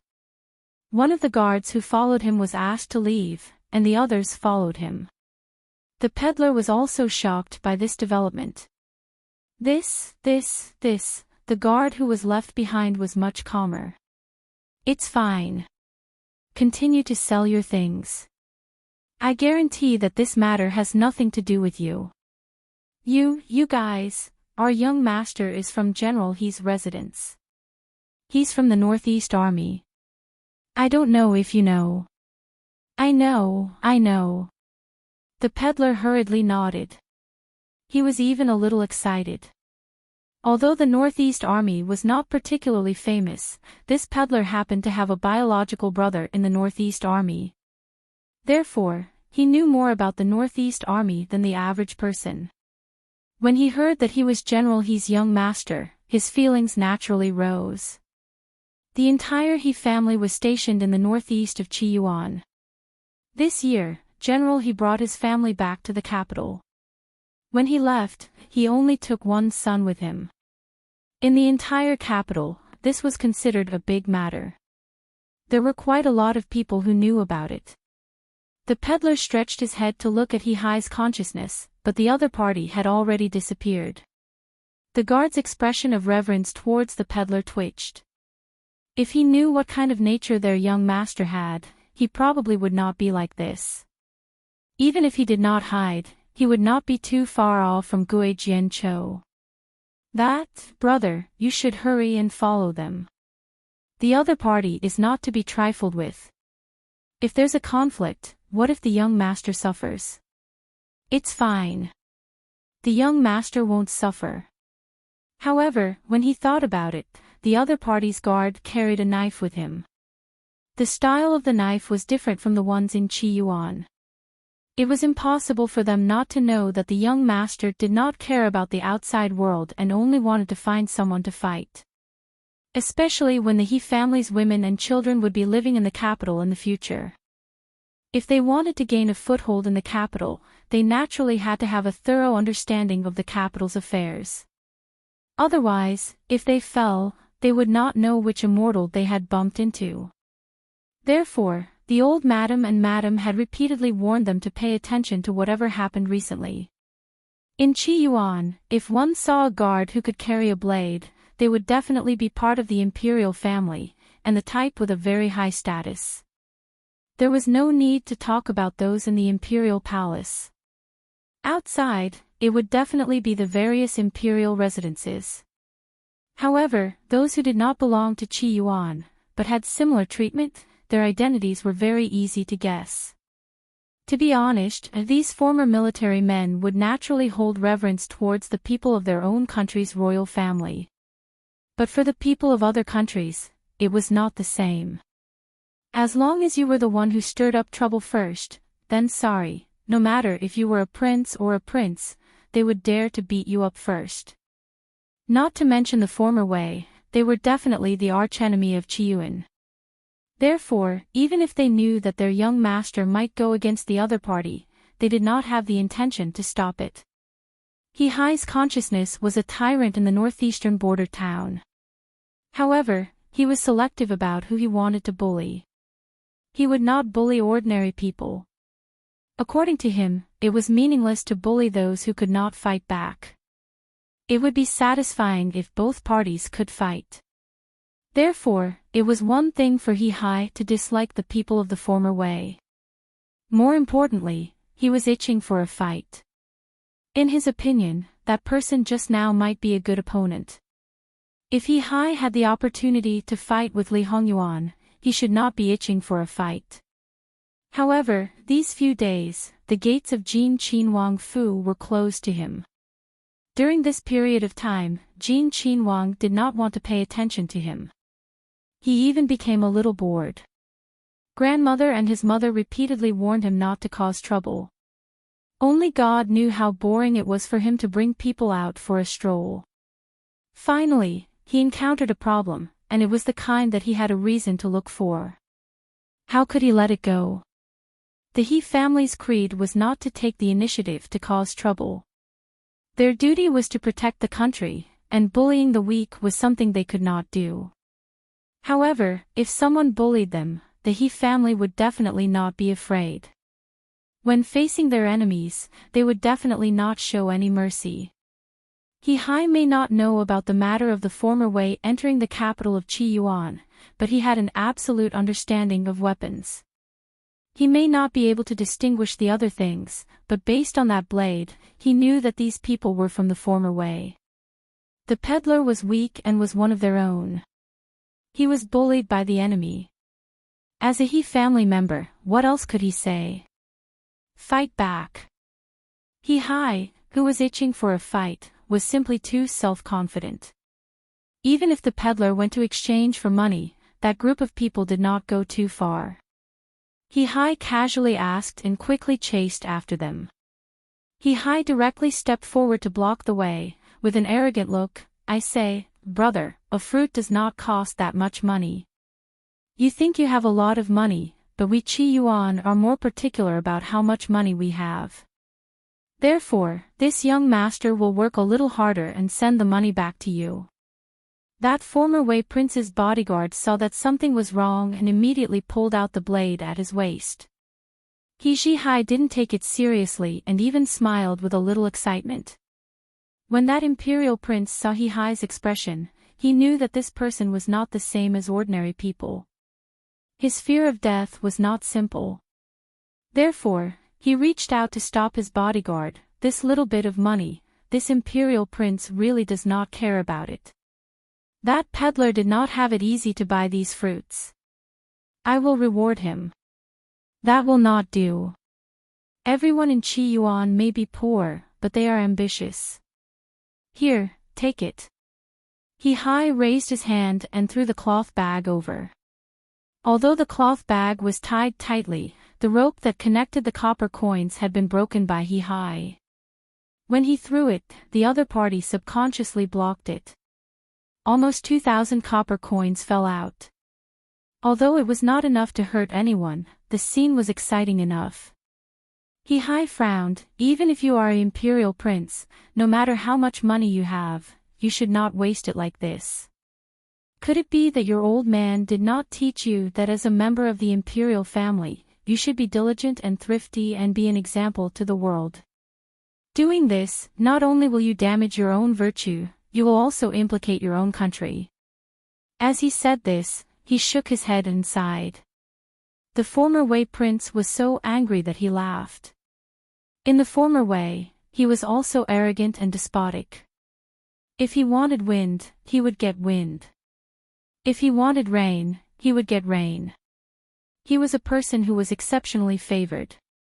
He was the type who would argue with the heavens, the earth, and his brothers. Of course, he was still too far away from Li Hongyuan. At least, he did not dare to argue with his old man. Fortunately, he had never encountered a situation like today. Deliberately looking for trouble. Little Yi, I only do what I think should be done. Humiliating my Qi Yuan's people, it is my duty to seek justice for them. If you think this is looking for trouble, then it is. Little tyrant, he actually had a time when he spoke such high-sounding words. Was this a talent that he originally knew? In the past, there was no need for him to speak, so he did not speak. Or was it the result of Jin Qinhuang's teaching? It was debatable. Since that was the case, then what else was there to say? Just directly fight. In any case, both of them were masters who used their fists to solve problems. In that instant, it was as if the heavenly lightning had ignited the earthly fire. All of a sudden, there was an explosion. Since the masters had already started to fight, there was no need to say anything about the people below. Naturally, they also started to fight. However, it was 4 against 3, a knife against a fist. Because He Zhihai's people were all military men, they had seen blood and been stained with life, so they naturally fought valiantly. Even if they were short of weapons, they would not be at a disadvantage for a while. However, they stayed in the He family as guards because their bodies were injured. After a long time, they would definitely not be able to hold on. However, at this moment, they simply did not care. When the former Wei prince fought in his own territory, he had never lost. Of course, he did not rule out the fact that others did not dare to fight with him. However, he also admitted that he was really strong. However, He Zhihai was stronger than him. Moreover, when facing the Qin Wang of Qi Yuan, his own father and brothers, he would not show any mercy. Now, he was even more impolite. Moreover, he did not know if it was because he had been hung up and beaten by Qin Wang during this period of time, but He Zhihai, who had never been interested in hanging up and beating others, was very excited at this time. It turned out that abusing people would be very, very refreshing.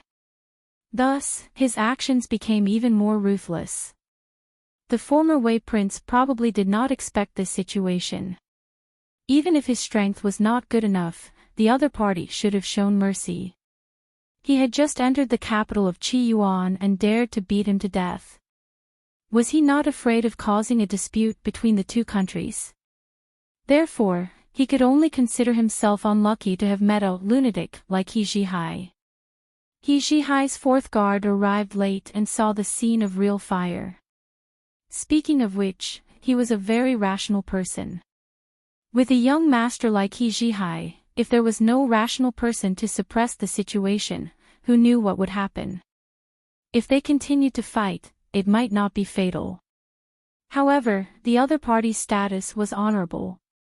Although his young master was the son of a general, he himself was a commoner. There was a great disparity in status. No matter who was right or wrong, in the end, his young master would definitely suffer. Therefore, he needed someone to suppress the situation and protect his young master. Chapter 392. The He family guards rushed towards Jin Qinhuang Fu at the fastest speed, not because they were worried that the battle would get bigger and bigger, but because they fought so fiercely, it would definitely attract the city guards. If they were caught by the city guards, it would be fine if they didn't resist. At most, they would suffer some physical pain and in the end, they would definitely be able to fish them out. But according to his understanding of the young master, the possibility was very small.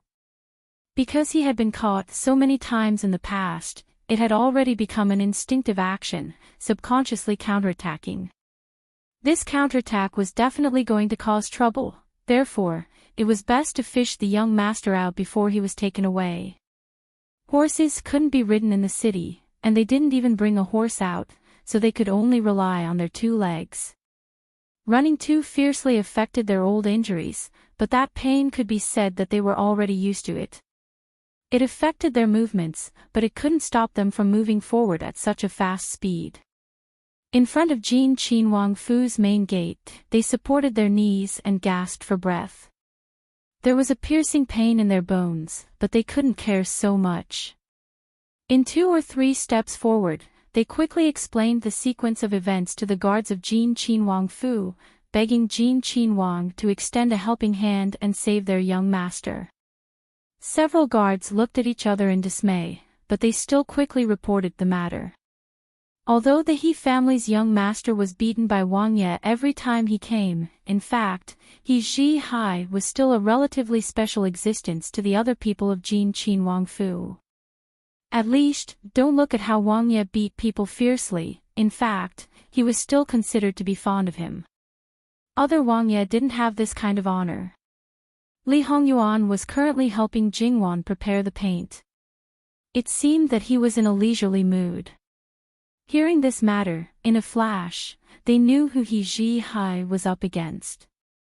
Speaking of which, in the previous life, although they didn't arrive together with the letter of credence, there was still the matter of a certain prince sneaking away. Although it wasn't like this time, he didn't run away immediately, but it still made people turn the sky upside down. In essence, the matter wasn't that exaggerated, it was just that they went in the wrong direction. They all thought that if the other party wanted to inquire about something, they would definitely go to a bustling place where it was easy to get close to the high officials or their family members. In reality, it was all like that, they ran to an area where the common people were more concentrated. In this life, it still didn't change, but they bumped into He Zhihai who wasn't in the capital in the previous life. The two people's temperaments were fundamentally different, but on the surface, they were a bit similar. In the end, they directly fought. In that case, there was no need to waste time looking for him. No matter what, He Zhihai was one of his people. He could train him however he wanted, but the other party was an enemy. Moreover, he was one of the killing generals of the former Wei. He was vicious and merciless, a super butcher who killed, robbed, and burned everything. No matter if it was a soldier or a commoner, they all met an abnormal end. Of course, that was a matter of several years later. In his previous life, many of Li Hongyuan's generals had died in his hands. However, at that time, He Shi's reputation as the god of war had already spread.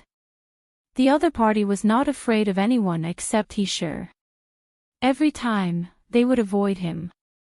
However, in the end, Li Hongyuan still set a trap for He Shi to kill them and hang them on the city wall to dry them up. This was to comfort the souls of the Qi Yuan soldiers in heaven. In his previous life, the other party had lost his life the first time they met. In this life, the two of them had fought the first time they met. It was really fate. Even so, Li Hongyuan did not want to kill this person. In this life, he would be more useful. Li Hongyuan's face was calm, but his hands did not stop moving. Let an E go and bring him back. He unhurriedly mixed the colors that Jingwan needed and put down the brush.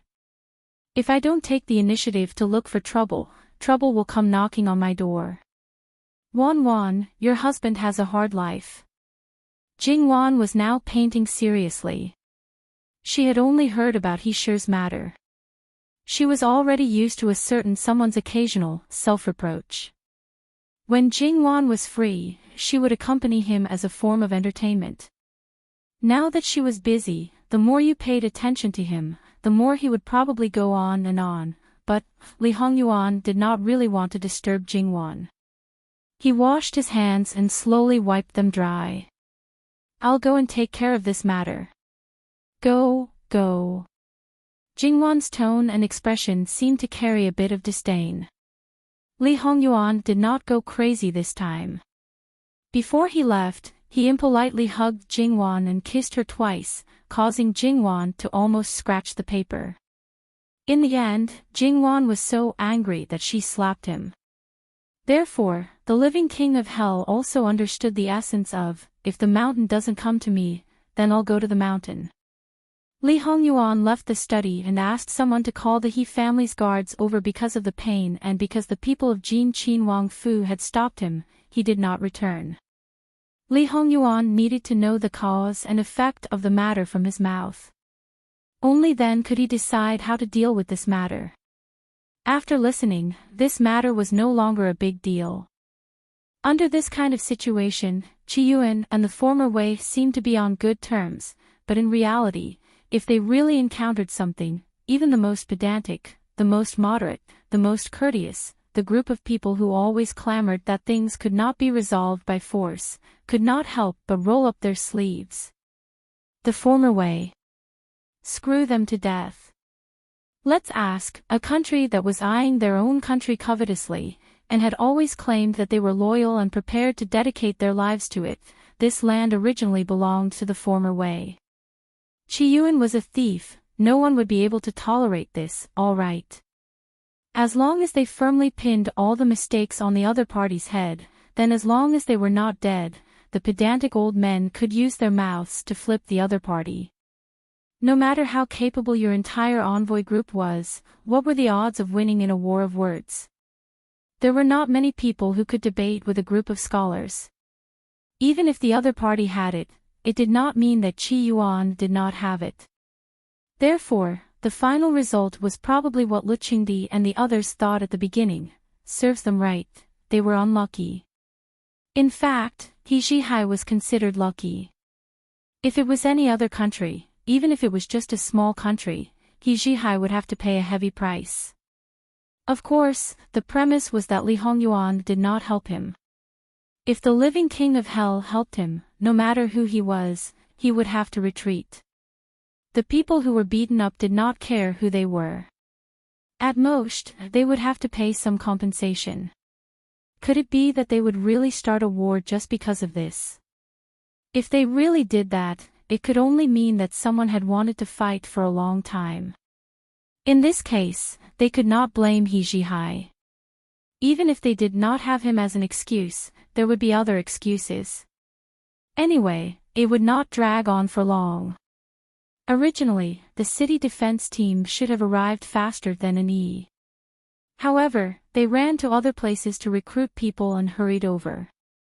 They were almost at the same time as an E. In the eyes of this former Wei imperial prince, knowing his identity and still daring to make a move without restraint, there was an 80 to 90% chance that the other party had the same identity as him. It was just that he had a rough understanding of the various princes of Qiyuan, so he was unable to make the connection for a moment. However, when the city guards arrived and discovered that the other party was actually only He Jinwei's son, and the one without any rank at all, they almost vomited blood. Don't ask him why he knew He Jinwei. The former Wei was in the north of Qiyuan. In the east, there were the territories of the alliance of tribes that needed He Jinwei to guard. After the former Wei stabilized its current territory, its main focus was on Qiyuan. Therefore, it had a lot of contacts with that alliance. Naturally, it paid special attention to things related to Qiyuan. He Jinwei had 3 sons now. The eldest and the fourth had become generals with different ranks. Only the youngest son, who was the most dauntless, had no rank. The former prince of Wei wanted to kill someone, but he was beaten a little miserably by He Zhihai, who was too excited. Later, he even used his guard's knife. When he wanted the knife, He Zhihai snatched it. Qiyuan must give me an explanation for this matter. Otherwise, the Great Wei dynasty will not let this matter go. His face was full of ruthlessness. Although he was injured all over and was in so much pain that he could not stand up, he still did not change his nature and spoke ruthlessly. The leader of the city defense team also felt that he was unlucky. Why did he have to encounter this matter? However, he did not have the ability to deal with this matter.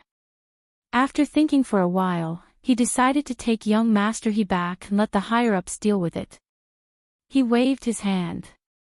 Take young Master He away. As expected, He Zhihai subconsciously wanted to make a move. However, an Yi had already arrived. Wait. These 2 words stopped He Zhihai. An Yi walked forward and did not look at the former prince of Wei. He only looked at the city defense team. Master asked me to take him back. As for an Yi, the others didn't know his name, but he was the leader of the bodyguards at Jin Qinhuang's side. Not every one of them wanted to know him, but they still needed to know him, in order to better protect their own and their subordinates' small lives. Therefore, when an Yi spoke, the other party agreed without a second word and was quite respectful. Thus, an Yi took He Zhihai and the other 3 guards of the He family away. The former prince of Wei was unable to restrain his anger. He dragged his unsteady body and wanted to stop them, but he was blocked by the city defense team. You Qiyuan people really have big guts. You dare not put this prince in your eyes. This matter is not over. The leader of the city defense team lowered his eyes. Prince of Wei, if you have any dissatisfaction, you can speak frankly to His Majesty. The people who took him away are our Jin Qinhuang's people. Hearing this, the former prince of Wei paused. In fact, Li Hongyuan could be considered as the person they focused on before coming here.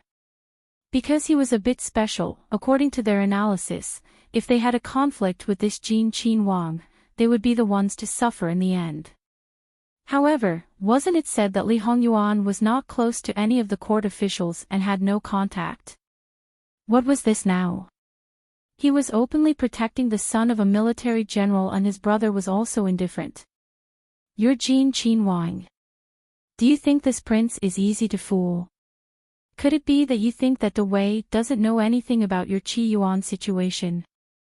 The leader of the city defense team immediately understood what he meant and pulled up the corner of his mouth. There is another reason for this matter. He Gongzi has caught the eye of Jin Qinhuang. The whole capital knows about it. As for the specific situation, it is not something insignificant people like us know. If Prince of Wei has any questions, you can directly ask His Majesty. We are under orders to find Prince. Now, we ask Prince to allow us to send you back to the post house.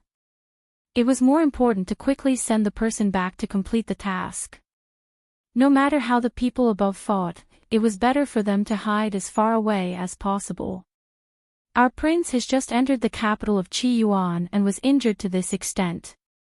You lowly people like you can send him back just like that. The guard was very unyielding. So, Prince of Wei doesn't want to return to the post house. People from other countries would be more respectful and courteous, but the former Wei, hehe, if your emperor didn't come in person, then Prince of Wei can wait. Let's go. The leader waved his hand and left with his men. It was quite straightforward. The former Prince of Wei and the other guards who were also injured were dumbfounded for a moment. They were left behind just like that. What followed was a monstrous anger. Not to mention this prince, even his guards.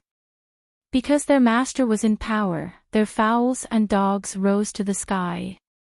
Like master, like subordinates. They were the best example. In the former way, they were used to being arrogant and were like crabs. Moreover, they were flattered by others. When had they ever suffered such a loss and suffered such humiliation?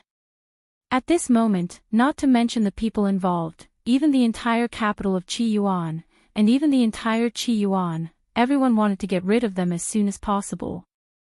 It had to be said that after this incident, the bloodthirsty nature in the former Prince of Wei's heart could be said to have awakened a considerable part. However, it was useless to say these things now. They couldn't possibly continue to stay here in this state, right? Especially the Prince of Wei, the pain in his chest and abdomen did not lessen at all. It was very likely that his lungs were injured. If not treated in time, there might be sequelae. However, when they entered the capital, they sneaked out. They didn't know the layout of the capital of Qi Yuan. Even if they wanted to go to the courier station, they didn't know which direction it was. Moreover, the former Prince of Wei and the first prince were not in the same faction. If they went back in such a sorry state, they might be ridiculed. Not to mention other things, the former Prince of Wei was an extremely prideful person. The more he thought about it, the more furious he became. He was so angry that he coughed twice and spat out a mouthful of blood. The guards were naturally shocked. They looked like they couldn't take it anymore. Only one of them had to carry him. Their lives were in danger, how could they care about their pride? However, just as they were about to find someone to ask, they looked up. The originally lively market was now completely empty. All kinds of things were scattered everywhere. Some of the shops had even completely closed their doors. There was an inexplicable sense of desolation. An indescribable feeling grew in their hearts. It was as if they had been abandoned by the whole world. Time waits for no man. They didn't have the time to be sad. There was no one here, but there must be people in other places. They had to leave first. Break the doors of the shops. Their minds were a little clearer now. They didn't forget how today's incident happened. However, they didn't know that in fact, not all the people of the city defense team had left. The small team leader left a lot of people behind to quietly watch and not do anything. It wasn't that no one asked whether this was bad or not. The small team leader only said, "They are people of the former way." This completely dispelled their unnecessary thoughts. In these years, the former Wei and Qi Yuan were more peaceful. However, when the Qi Yuan was first established, they had fought many wars with the former Wei. Both sides had their wins and losses. No one knew how many people had died and how much money had been spent. The hatred between the two countries could be said to be well known. The people of the former Wei originally wanted to stay away. Those who didn't see this scene just now would always be able to meet people. However, they didn't expect that even when they left the market, people who saw them would quickly avoid them as if they were the plague. They couldn't understand this. They even thought that it was done deliberately. In fact, it was completely understandable. Think about it, they were just ordinary people. How could they not hide when they saw a few people who were armed, injured, and full of murderous aura? One must know that this kind of trouble could affect one's life and even implicate one's family. It would be strange if they didn't run away when they saw it. Seeing them like this, the people of the city guard team watched from afar. No matter who was right or wrong, they only had one thought: they deserved it. Originally, when they were in the territory of their mortal enemies, they should hide carefully. If they went out and were recognized, they might arouse the hatred of others. Then, they might be put in gunny sacks somewhere. However, they thought that they were infallible and didn't have the slightest self-awareness. Not to mention that they sneaked out and caused trouble for others. Now that they were in this situation, they deserved it. However, after all, it was not good to kill people. They couldn't really ignore it. Therefore, the small team leader had quickly reported this matter. Naturally, no one dared to hide such a thing. Therefore, the speed of the upload was very fast. It didn't take long for it to reach the top. Naturally, Luchingdi was still discussing with several ministers and his sons. After hearing it, they all fell silent. However, they couldn't help but feel a surge of joy in their hearts. They deserved it. Even a troublesome evil creature could do something good.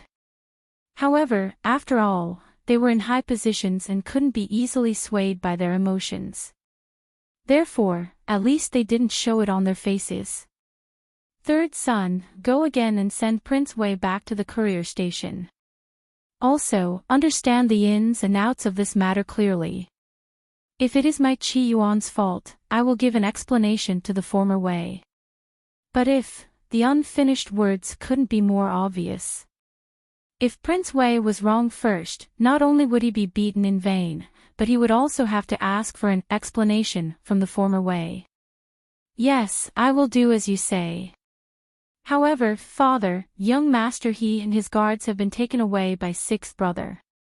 If we want to understand the situation, we must find young Master He. Should we bring them out from sixth brother's place, or go and ask your sixth brother? If he wants to release them, bring them back. I will ask him personally. If he doesn't release them, just understand the situation clearly. Yes. Li Hongming answered, but he felt very uncomfortable in his heart. They were both his sons, but Luchingdi treated Li Hongyuan as his son and indulged him in everything. There was no need to ask Li Hongyuan's opinion on this matter.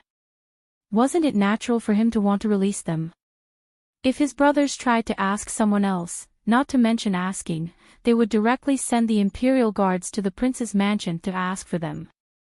They would be done for if they dared to say one more word. This was a normal situation. It was really abnormal for Li Hongyuan to do this. The other princes' thoughts should be similar, but they could only keep their mouths shut. The court officials looked down and were happy to see insiders like Huan Ruizhong and Luo Peishan. As for the others, they had long been used to it. Anyway, they couldn't control what Luchingdi wanted to do before he came to power. What did scheming have to do with them? In this way, Li Hongming quickly brought people to pick them up. Two groups of people led the way while he trotted on his horse. At the moment when he saw them, Li Hongming felt a little strange. It seemed a little too miserable, but to be honest, he was quite happy in his heart. When the people of the former Wei saw Li Hongming, they almost had the urge to cry. Li Hongming sat on the horse and didn't get down. This prince is ordered by my father to send Prince Wei to the courier station.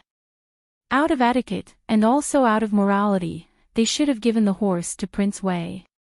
However, that would mean that Li Hongming would have to walk on his own. He did not think that the other party had such a big face. Furthermore, he was very clear that some people just like to take advantage of others. If you were polite now, the other party might think that you were in the wrong, and might even become arrogant. Since it was Qi Yuan who was suppressing the former Wei now, then it was necessary to suppress to the end. These people gritted their teeth, but they had no choice.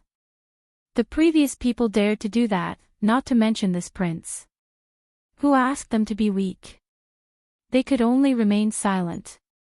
Li Hongming said that he would send them back, so he would send them back. He didn't have the slightest intention to help. He had no choice. He also had to avoid arousing suspicion. If something happened to Prince Wei, what would he do if it was blamed on him? Therefore, it was better for the guards to work harder. Therefore, even if there were people coming to pick them up, other than not taking detours, there was no change. It could even be said that it was worse. Being surrounded by a group of people dressed in bright and beautiful clothes, they might even look down on them and laugh at them. Prince Wei's chest rose and fell more and more obviously. Then, he gasped in pain. As a result, he could only suppress his anger and close his eyes. Out of sight, out of mind. However, today's matter taught Prince Wei a good lesson. His desire for power became more and more obvious, so that in the future, when they approached the courier station, the former Wei Crown Prince had already received the news and came to the door to welcome them. When he saw this scene, he felt very strange. Most of them were happy like the people of Qiyuan. His brother was ranked 5th. Although he wasn't the legitimate son of the Empress, he was really loyal to the Crown Prince. His birth mother was the Empress's stepsister and was one of the 4 concubines. In the palace, they should be enemies. However, concubine Xian's birth mother was from a different tribe, and his brother had inherited different pupils. When the former Wei expanded to the north, in order to have a sufficient population, they gathered many people from different tribes. After hundreds of years of integration and education, the absolute rulers were still the people who continued from the Wei dynasty. Therefore, even if the prince had the blood of a different tribe and had obvious characteristics, no matter how favored he would definitely have no fate with the throne. In this respect, he was inferior to the child of a palace maid who was purely from the Wei dynasty. Of course, because too much time had passed, and the bloodline had weakened after several generations or even dozens of generations of marriages, it was usually difficult to trace. However, this prince's characteristics were too obvious. If one traced back, it would be easy to find out that he was from a different tribe. It was a tragedy. However, the 5th Prince of Wei and his mother were very clear about their status. They stuck close to the Empress and the Crown Prince. People like them were simply natural allies to the Empress and the Crown Prince. When people like them worked together, they had an absolute advantage in both the imperial court and the imperial harem. Therefore, it seemed that the former Wei had fewer internal disputes than Qiyuan. As for the 5th Prince of Wei, even if he had different pupils, he should have been the one who was ostracized and despised among the princes. However, he relied on his powerful backing and ran amok. Even the eldest prince had to avoid him. How unbridled and insolent was he in his own country? Now, he was beaten to such a state. How could he not be happy? However, they were in Qiyuan after all. No matter what happened internally, their position would always be the same. Therefore, the crown prince of the former Wei frowned and quickly stepped forward. 5th brother, what happened? How did you get hurt so badly? Although they did not get along well in the country, the crown prince had his own ambitions. His mother was consort de, and he was the eldest son. His family was also very powerful. Therefore, how could he give up the throne so easily? Naturally, there were many open and covert struggles. As the 5th prince's guards, they were naturally very clear about this. However, they also understood the current situation. It should be known that the crown prince was in charge of this diplomatic mission to Qiyuan. Therefore, the crown prince had to come forward to deal with the 5th prince's injuries. Therefore, they were filled with righteous indignation. They inverted right and wrong, added fuel to the fire, and described all kinds of evil deeds of the people in Qiyuan. Li Hongming listened from the side and did not interfere. He just listened quietly and did not even get angry. Usually, this tactic would only work when both sides were evenly matched. However, this was Qi Yuan's home ground. Qi Yuan had the absolute advantage. You can't just say whatever you want. Not to mention that it was not the truth. Even if it was the truth, Qi Yuan had the right to distort the truth. Therefore, if you want to say something, just say it. If you want to say something, just say it. You're just wasting your breath. If you're indignant, you're just asking for trouble. Why bother? The crown prince of the former Wei was, obviously, very angry after hearing this. However, he tried his best to suppress his anger. Shouldn't Prince Rui give us an explanation? Li Hongming chuckled. We will naturally find out what happened. Our Qi Yuan is a country of etiquette. We abide by the rules and are reasonable. We won't easily accuse others, so naturally, we won't be falsely accused. Father has already said that he will personally investigate the matter. However, in my opinion, isn't your younger brother's injury the most important thing right now? You should know that even if it's a minor injury, if not treated in time, it could become a serious injury or even life-threatening. The crown prince of the former Wei's expression changed slightly. Although he was the leader, most of the people accompanying him were not his people. This kind of instigation would make people think that he was deliberately stalling for time and ignoring his fifth brother's injury. Then, this trip would definitely not go smoothly. When he returned to the country, those people would have an excuse to attack him. Prince Rui, don't disappoint us. Hurry up and send my fifth brother in. Let the imperial physician examine him. He ignored some people's doubtful gazes. Li Hongming followed him in. On the surface, the crown prince of the former Wei's internal disputes were not as fierce as Qi Yuan. However, as long as they were not from the same faction, this kind of well-known instigation was also very effective. Moreover, it could be said that the results were immediate. The crown prince of the former Wei had brought 3 imperial physicians with him. However, because of the long journey, the oldest one had fallen ill. Now, there were only 2 imperial physicians in front of the crown prince of the former Wei. Both of them were not very good at treating this kind of injury, so they did not dare to be careless. Li Hongming stood to the side. Do you want me to call 2 of them who are good at treating injuries to take a look? As the saying goes, brainstorming is beneficial. It should be more helpful for your younger brother.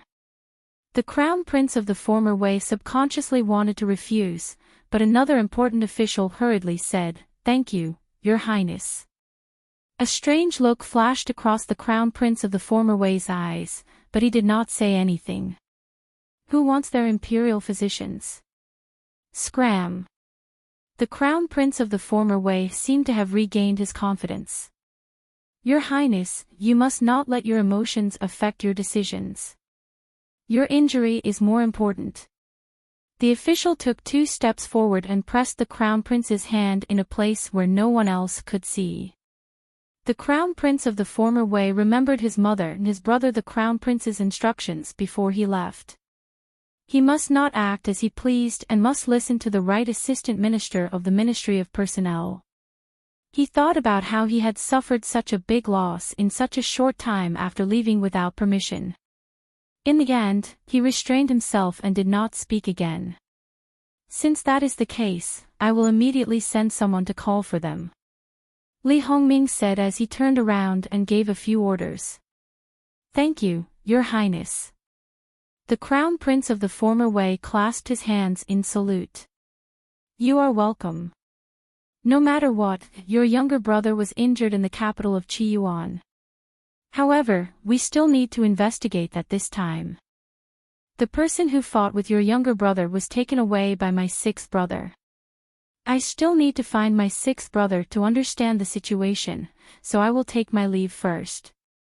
If there are no accidents, I will be the first to give you an explanation at the welcoming banquet prepared for everyone in the palace tomorrow.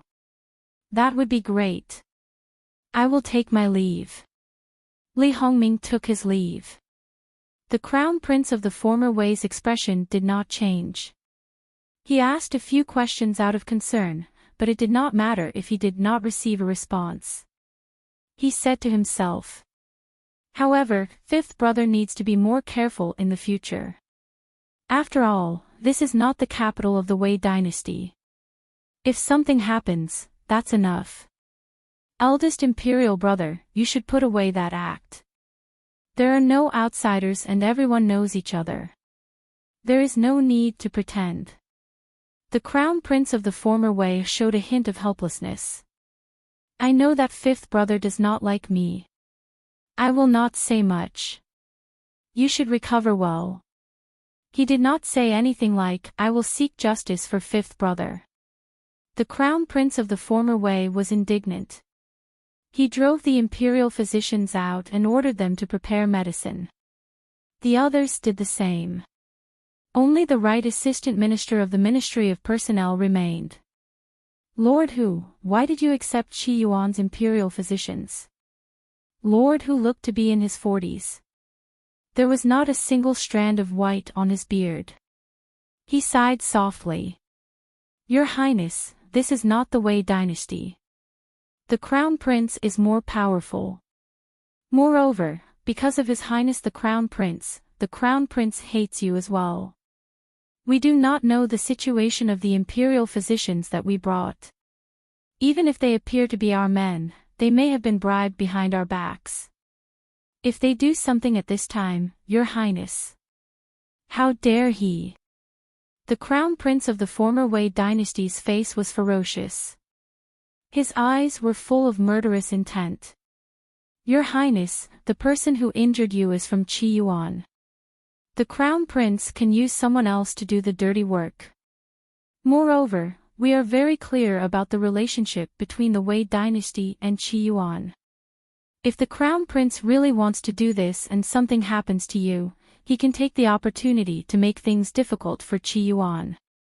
When news of this spread back to the country, even if His Majesty suspects something, he will not pursue the matter. He will only hold on to Qi Yuan and not let it go. Your Highness, think about it. Do you think His Majesty will pursue the fault of one of his sons for the sake of another? Or will he take advantage of his son's death to bite off a piece of flesh from Qi Yuan? The Crown Prince of the former Wei dynasty did not say a word. He knew very well what choice his father would make. His Majesty's ambition is Qi Yuan. He is more ambitious than any previous emperor. If the Crown Prince can make a contribution in this regard, he will not be at fault. Instead, he will be rewarded. The Crown Prince is very clear about this. Therefore, the Crown Prince will also interfere. He will appear even more sorrowful and make a bigger crusade against Qi Yuan. He will not pursue the truth. The Crown Prince of the former Wei dynasty huffed and puffed. Brother Crown Prince, Your Highness, don't say that the Crown Prince will not do that. The Crown Prince made a contribution and won His Majesty's favor. If he goes against the Crown Prince, His Majesty will definitely hate him. Do you think that the Crown Prince will do such a thing? Do you think that your life and death is more important to the Crown Prince than His Majesty's favor? Of course not. The Crown Prince of the former Wei dynasty knew very well that as long as it did not conflict with his interests, he would be his best younger brother. He would indulge him in every way possible and give him whatever he wanted. If he caused trouble, he would not hesitate to clean up the mess. However, if his interests were at stake, especially if it was related to the throne, the Crown Prince might personally kill him. If His Highness schemed against you and lost his life, His Highness the Crown Prince might be happy to see it happen and have an excuse to make things difficult for Qi Yuan. After this matter is over, he might even make things difficult for His Highness the Crown Prince. Your imperial mother, your biological grandmother, and the power behind your grandmother would all be grateful to His Highness the Crown Prince and become more loyal to him. So, my life and death will be used to the fullest. Then, he looked sharply at the right assistant minister of the Ministry of Personnel, Lord Hu. You are the Crown Prince's man. Your Highness, to be more precise, I am your mother's man. The one who I really want to be loyal to is you. The crown prince of the former Wei dynasty was shocked. He could even hear the terrifying and soul-shaking thing in Lord Hu's words. Help! Lord Hu acted as if he did not hear anything. Your Highness, you should know that the imperial family of the Wei dynasty has always been prejudiced against the alien race. You don't have alien blood, the crown prince of the former Wei dynasty said coldly. Your Highness, you are wrong. Not only do I have alien blood, but my father is also a pure alien. The crown prince of the former Wei dynasty could not believe it. How is that possible? It's a long story. My father is not my father. Instead, he is the enemy who killed my father. If not for the fact that I look like my mother most of the time and have no alien characteristics, I might have died along with my mother. There is nothing wrong with Great Wei's northern expedition to expand its territory. For the sake of the country's stability, they incorporated the alien race. However, deep in their bones, they reject the alien race and believe themselves to be superior. Under the same conditions, the original citizens of the Wei dynasty can be put in more important positions. On the other hand, with alien blood, even if they are more capable, they will have to work 10 times harder. Even so, they might not be able to compare to the original citizens of the Wei dynasty. Your Highness, do you know? This subject is filled with hatred and unwillingness. Truly, unwillingness. If Your Highness is the one who ascends the throne, then this situation will completely change. We are not changing a dynasty, but we will make the distinction between the original citizens of the Wei dynasty and the alien race. Everyone will become citizens of the Wei dynasty. More capable people will be able to serve the Wei dynasty better, making the Wei dynasty stronger, and even achieving unification. As for the former 5th Prince of Wei, it was very obvious that he was deeply attracted by the blueprint he had drawn. The unwillingness and injustice that had been suppressed in the bottom of his heart had all emerged. That's right, why couldn't he be the emperor? Why must he be suppressed by the crown prince and ordered around by him? So what if I have alien blood? Am I not a citizen of the Wei dynasty? If I become the emperor, I will change the unfavorable situation of the Wei dynasty. Then, I will definitely lead the Wei dynasty to become unprecedentedly powerful. I will also become an emperor for all eternity. At this moment, the bloodthirsty and cruel 5th prince of the former Wei dynasty's ambition was completely revived. Lord Hu will always help this prince, right? Of course. Moreover, those officials with foreign bloodlines will all stand on the side of His Highness the 5th Prince. Deliberately revealing his background as evidence was naturally to gain the trust of the other party. The 5th Prince of the former Wei dynasty's heart became more and more heated. Lord Hu accepted the imperial physicians of the Qi Yuan because they can not only restrain the imperial physicians we brought, they will also do their best to treat this prince. After all, they absolutely do not want anything to happen to this prince. Killing someone and killing someone are two completely different things. Your Highness is wise. It's just that Your Highness's actions today are somewhat inappropriate. In the past, because you had no choice, people mistakenly thought that Your Highness was somewhat unrestrained and unreliable. However, we all know that Your Highness is only doing this to better protect yourself. Your Highness is actually clear-sighted and has great talent and bold vision. In the future, Your Highness does not have to be like this all the time. It will be more advantageous for Your Highness to appear more stable and reliable appropriately. The 5th Prince of the former Wei dynasty was somewhat guilty. That was really his true temperament. He did not do it on purpose. However, as the emperor, he definitely could not be like this. Therefore, he admitted that there was a misunderstanding. Since you know, this prince will naturally not disappoint you. Lord Hu revealed an expression of pride. This subject will tell them that following Your Highness is absolutely the right thing to do. The fifth prince of the former Wei dynasty revealed a matter-of-fact expression. Right now, does Imperial Mother know?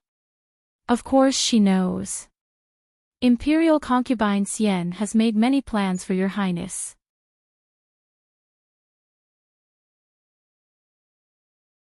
Chapter 393.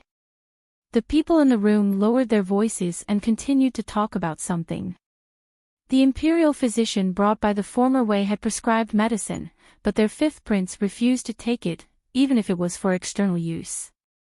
Of course, this matter was quickly reported to the first prince. Because they had just settled down, the eldest prince rested for a while and leisurely watched the maidservant brew tea. When the maidservant handed him the teacup, he did not take it. Instead, he held her hand and leaned forward with a faint smile. It seemed like he was going to drink the tea from her hand. The maidservant blushed and her hands trembled. She did not dare to look him in the eyes. However, the eldest prince did not say anything and only looked at the maidservant quietly. Therefore, every time the maidservant stole a glance at him, she would be able to meet his eyes immediately. It made people think that he was always looking at her and that she was the only one in his eyes. He was a prince, a noble, and she was just a lowly servant. How could she withstand such an attack? Without much hesitation, she wanted to lean into his arms.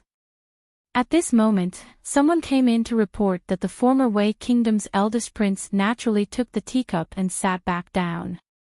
Come in. The maidservant was still in the same position and did not know what to do. The eldest prince smiled at her and said, "You can leave first." Only then did the maidservant come back to her senses. She replied weakly with reluctance, but when she didn't get a response, she turned around and left. She snorted coldly at the person who came in. Obviously, in her opinion, if this person hadn't suddenly appeared, she would have already been. The person who came in was puzzled and touched his nose. He did not know how he had provoked this beautiful maidservant, but he did not ask. "Greetings, Your Highness. What's the matter?" The former Wei kingdom's eldest prince took a sip of tea and looked at the teacup in his hand. It looked very ordinary, but it attracted all his attention. The person explained the matter concisely. The eldest prince finally gave the person who came in a look. "He is guarding against me. He thinks that I will kill him." The person lowered his head and did not say anything. If he wanted to live long, then he had to pretend that he did not hear some words even if he heard them. Since he is willing to continue to suffer, then let him be. When the imperial physician from Qi Yuan comes, just bring him over. There is no need to report back. "Yes, Your Highness." When only the former Grand Prince of Wei was left in the room, the smile on his face didn't change.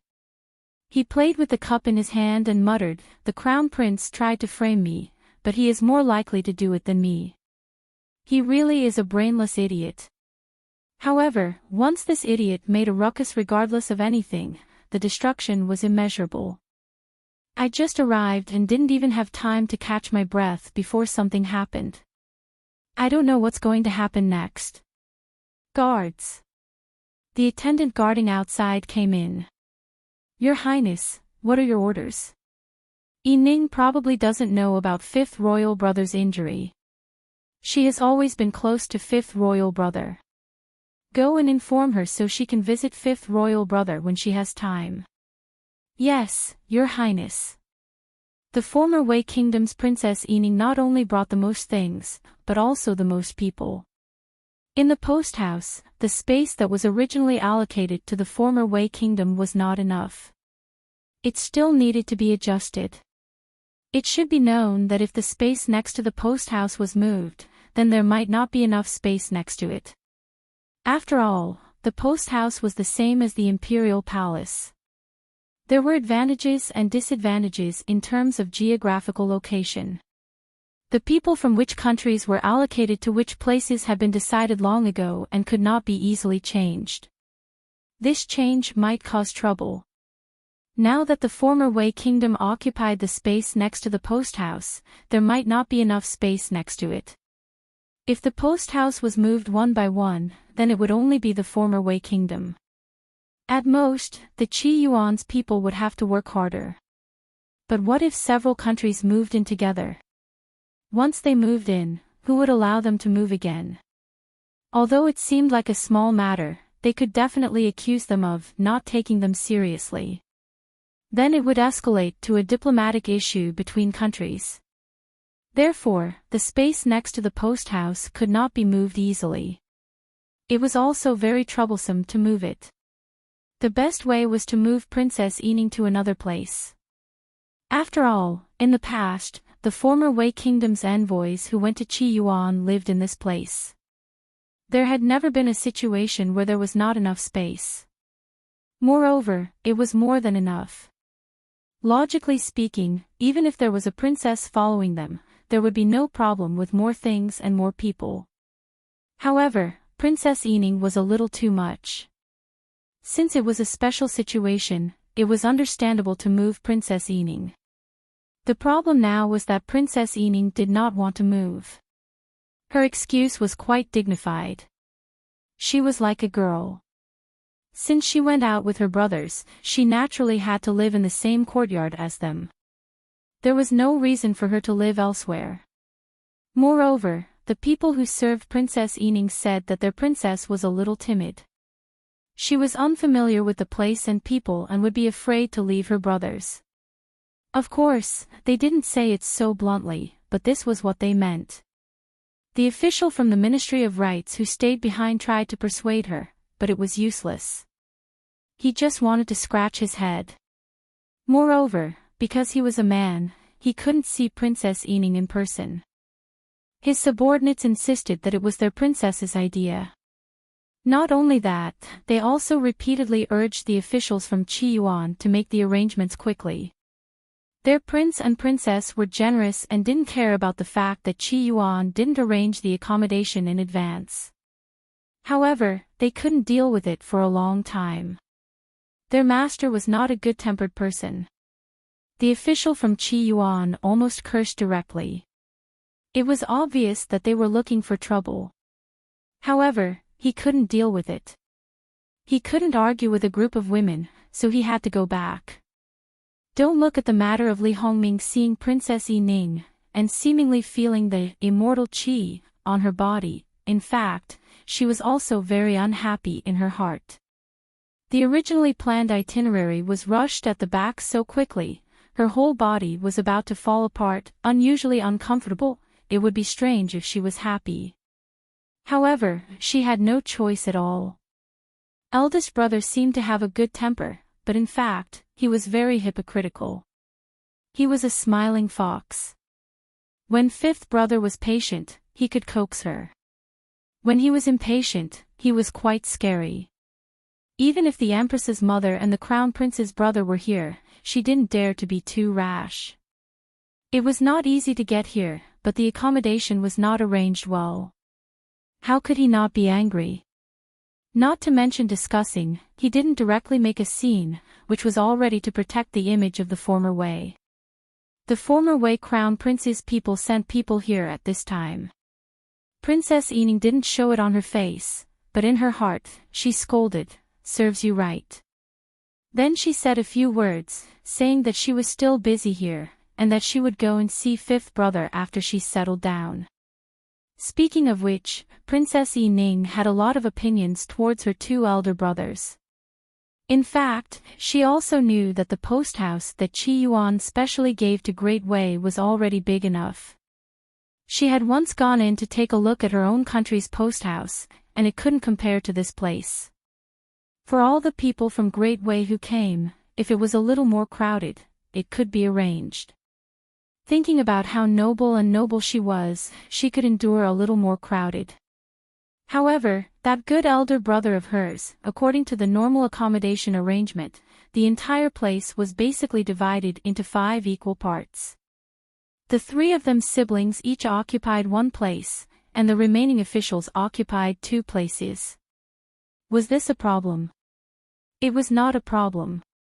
According to the master's identity, it was reasonable to divide the area. The problem was that in the entire envoy group, she occupied a little more than half of the people.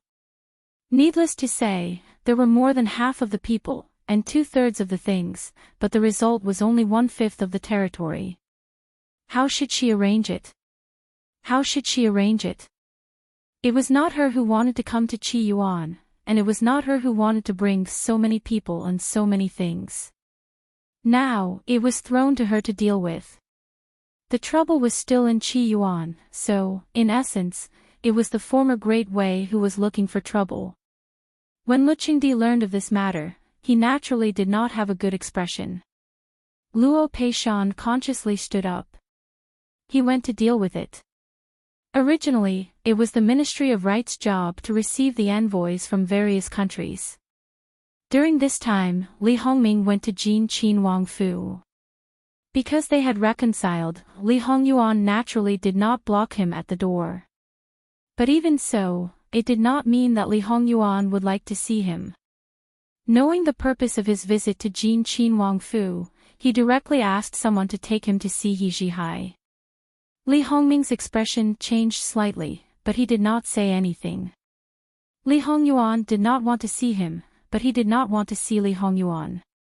But in the end, these were two different things. The other party did not want to see him, which meant that Li Hongyuan did not want to give him face. But, this kind of thing, there was really no way to haggle over it. When he saw He Zhihai was surrounded and beaten by the people of Jin Qin Wang Fu.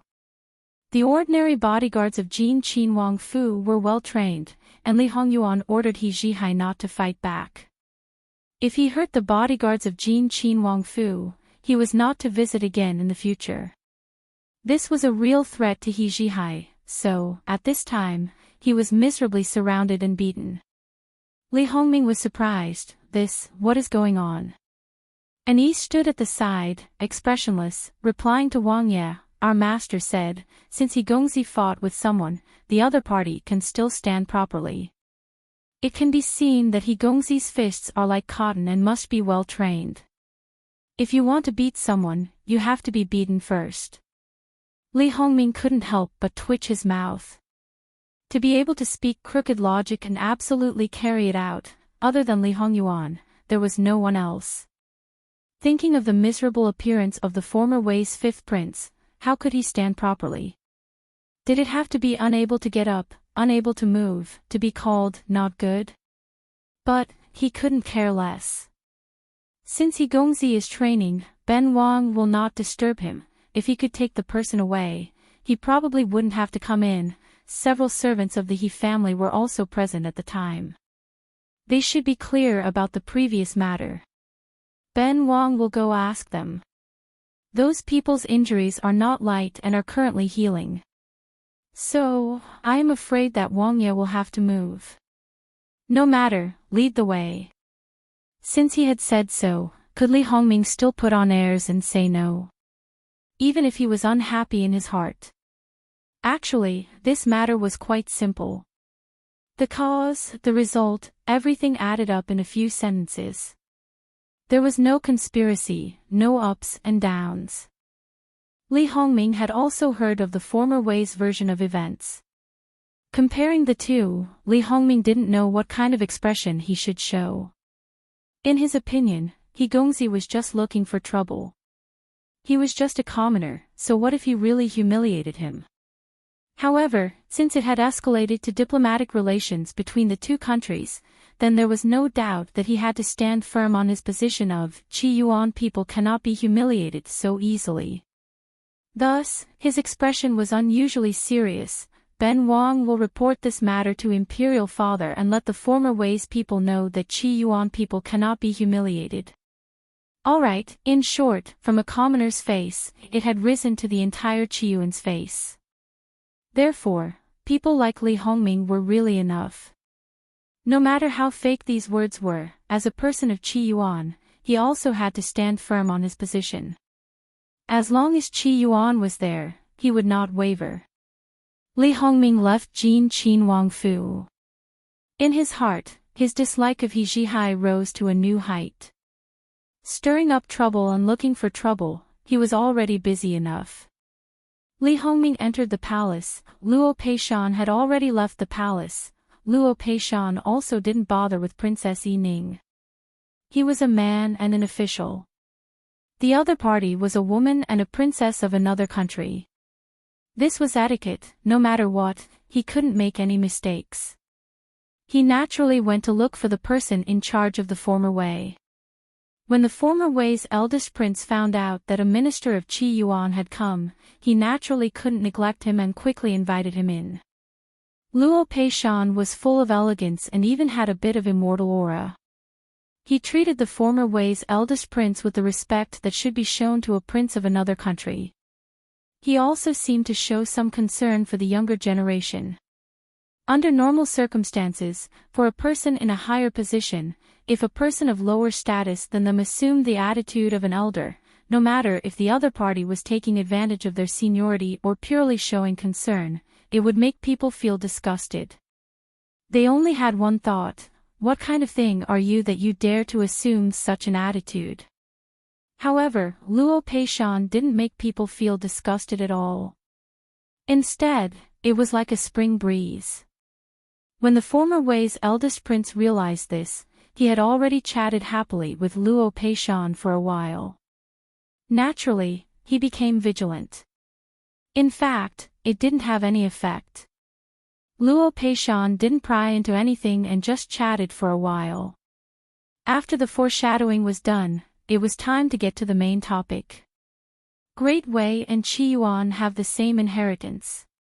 Great Wei has always considered itself as the most orthodox inheritance.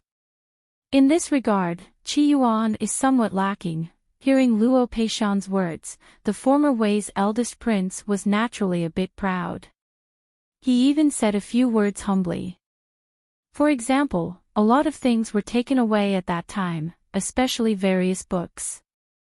Qi Yuan also appeared after that. It was understandable that some things were broken. Although that was what he said, it was a joke if he really cared about it. Back then, the Wei's emperor and his officials left the capital in a hurry. The things they took away were definitely limited.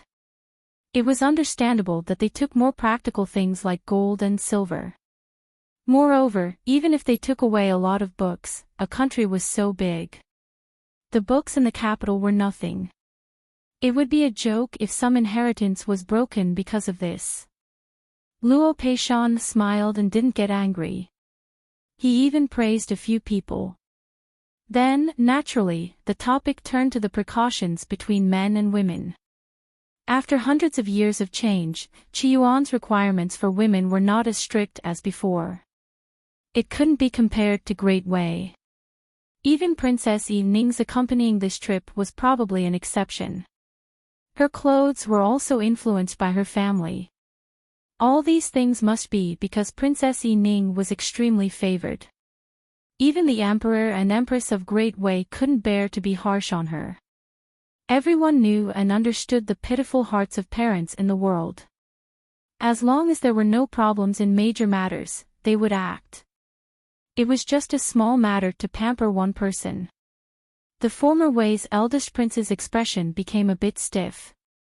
So, everything was waiting for him here. He should have known earlier. How could he be so complacent? On the surface, he said that Great Wei was good in every way. In fact, he was just mocking them for saying one thing and doing another. They casually took their princess out of the country. Who knew what the hell was going on about the precautions between men and women? The emperor and empress could spoil a princess without any principles. Could they also do stupid things without any principles? The former Wei's eldest prince thought quickly and was about to open his mouth to refute, but Luo Peishan was not done yet. The former Wei was a country of etiquette and paid the most attention to ancient etiquette. This time, they did not inform Qi Yuan that Princess Yi Ning would accompany them. They did not tell them how many people they would bring. It was probably because they were too busy and forgot. However, it did not matter. Occasionally, some things were not taken care of. Everyone understood. It was also their fault for not preparing a place for Princess Yi-Ning. So, to express our apology, Qi Yuan is willing to arrange another place for Princess Yi-Ning. It is also within the range of the courier station, but it is on the side close to the Imperial Palace. Perhaps it is a little remote for the whole courier station, but the scenery inside is more pleasant. Moreover, it is close to the Imperial Palace, so there is no need to worry about her safety. It is also more convenient for her to go in and out. It is not a big deal now, but in a few days, the envoys from other countries will arrive. Living next to the Great Wei, there has never been a female family member.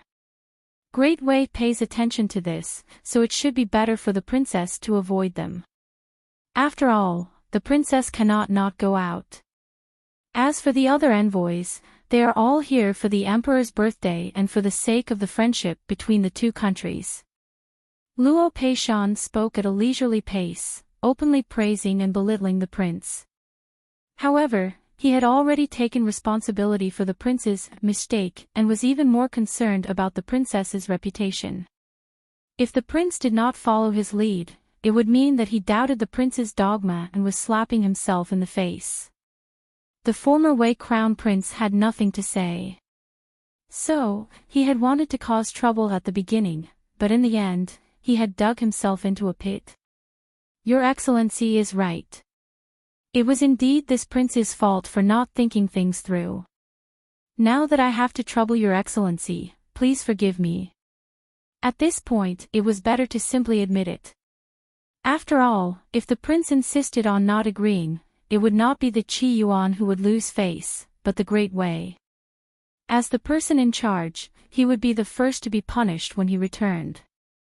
Everyone makes mistakes.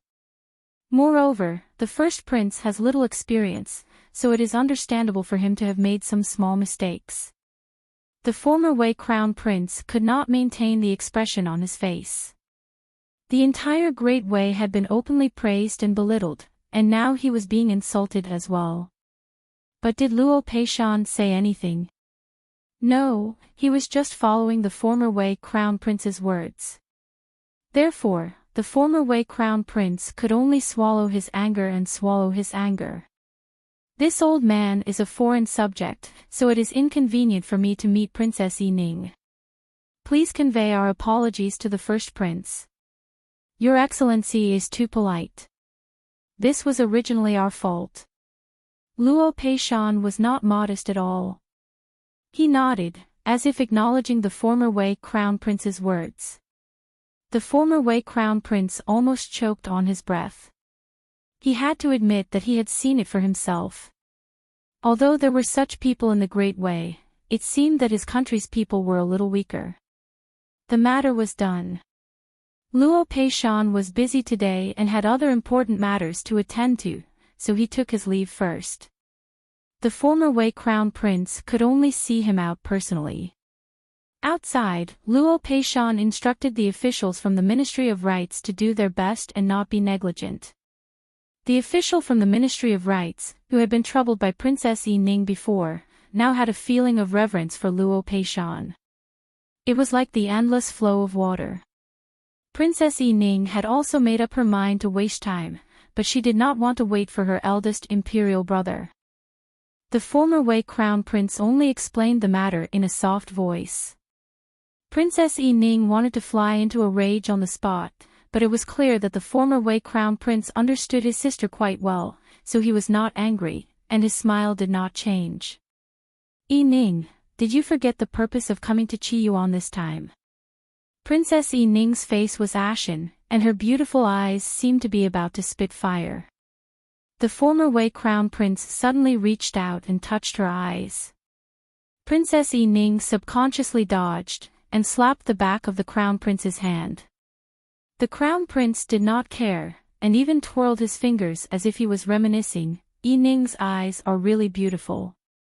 Even if you are angry, you are so moving. No wonder His Highness the Crown Prince likes you so much. What nonsense are you talking about?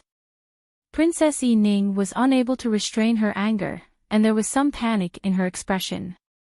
Nonsense. Look at what Yi Ning is saying, did I say something wrong?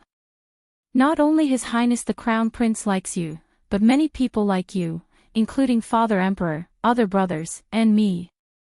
So many people like you, shouldn't Yi Ning be happy? Princess Yi Ning's expression was very ugly, but she did not say a word. The former Wei Crown Prince smiled again. Yi Ning, let the subordinates prepare.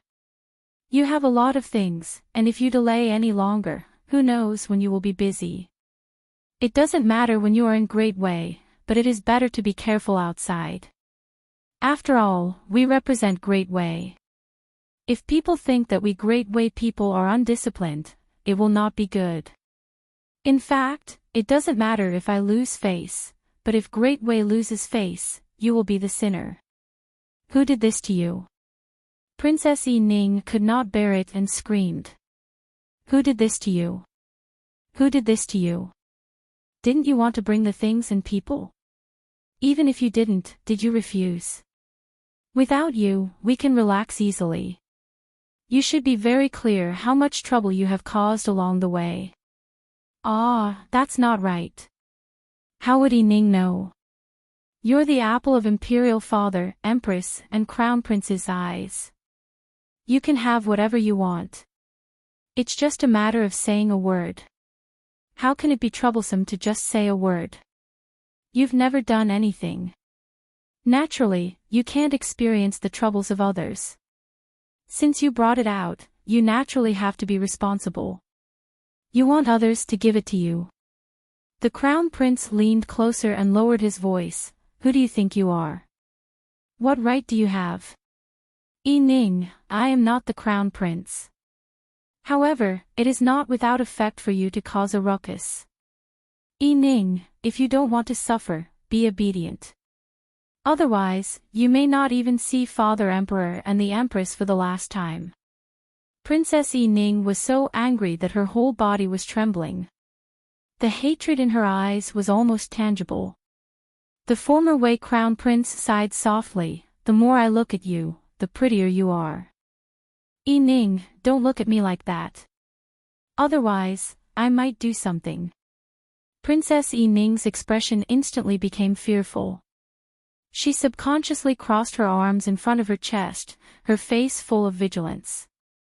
The former Wei Crown Prince smiled again. I just want to dig it out and keep it. Yi Ning, aren't you thinking too much? After all, I just like Yi Ning's eyes. After saying that, he seemed to have lost his interest and patience. He turned around and left without hesitation. Princess Yi Ning was startled. Then, she covered her face with both hands and squatted on the floor in the room, breaking down and crying. The servant girls outside heard it, but none of them had the intention to go in and take a look. They lowered their heads and pretended not to hear anything. As for the others, after receiving the Crown Prince's orders, they did not dare to delay. Fortunately, many things were not opened yet, so it was not troublesome to put them away. The things were moved out one by one. Qi Yuan also sent many people to help, so the moving was very fast. In the end, Princess Yi Ning was escorted out by the servant girls. She covered her face with a veil. Her eyes were not red or swollen. They were still lively as if they could speak. There was nothing strange about them. The Crown Prince followed beside her. The atmosphere between the brother and sister was harmonious. It seemed that the relationship between the brother and sister was very good. However, Princess Yi Ning was not ostentatious on the way. She also rode in a very normal carriage. In fact, the place arranged for Princess Yi Ning was just as Luo Peishant said. The location was only a little remote compared to the rest of the post house.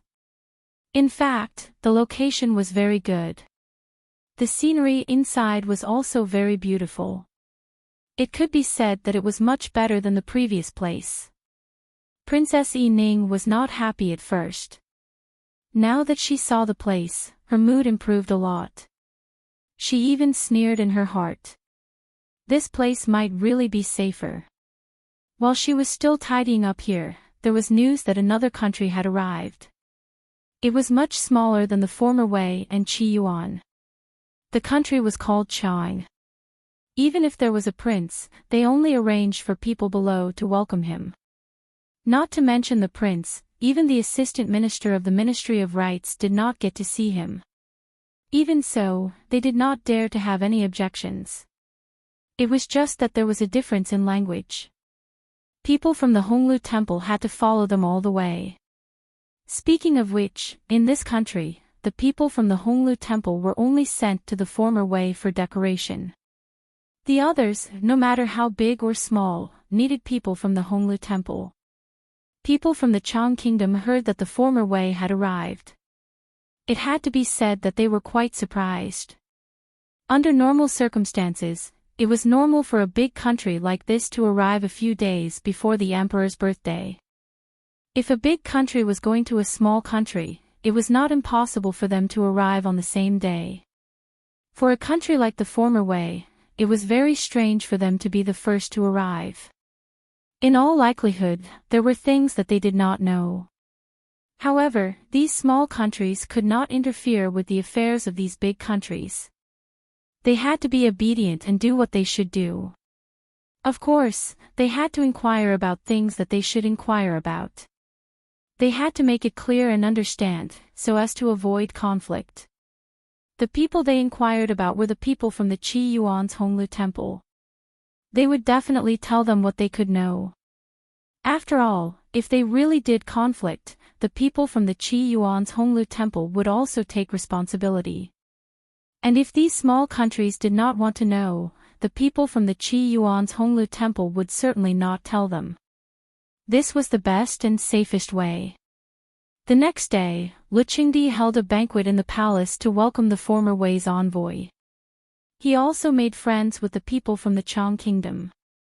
No matter how small a country was, it was still a country. He still had to give them some face. Although under normal circumstances, if the Chang Kingdom was the first to arrive, at most they would send a prince to hold a banquet outside the palace. This prince would most likely not be a prince with real power like Prince Kong, Prince Rui, or Prince Gong.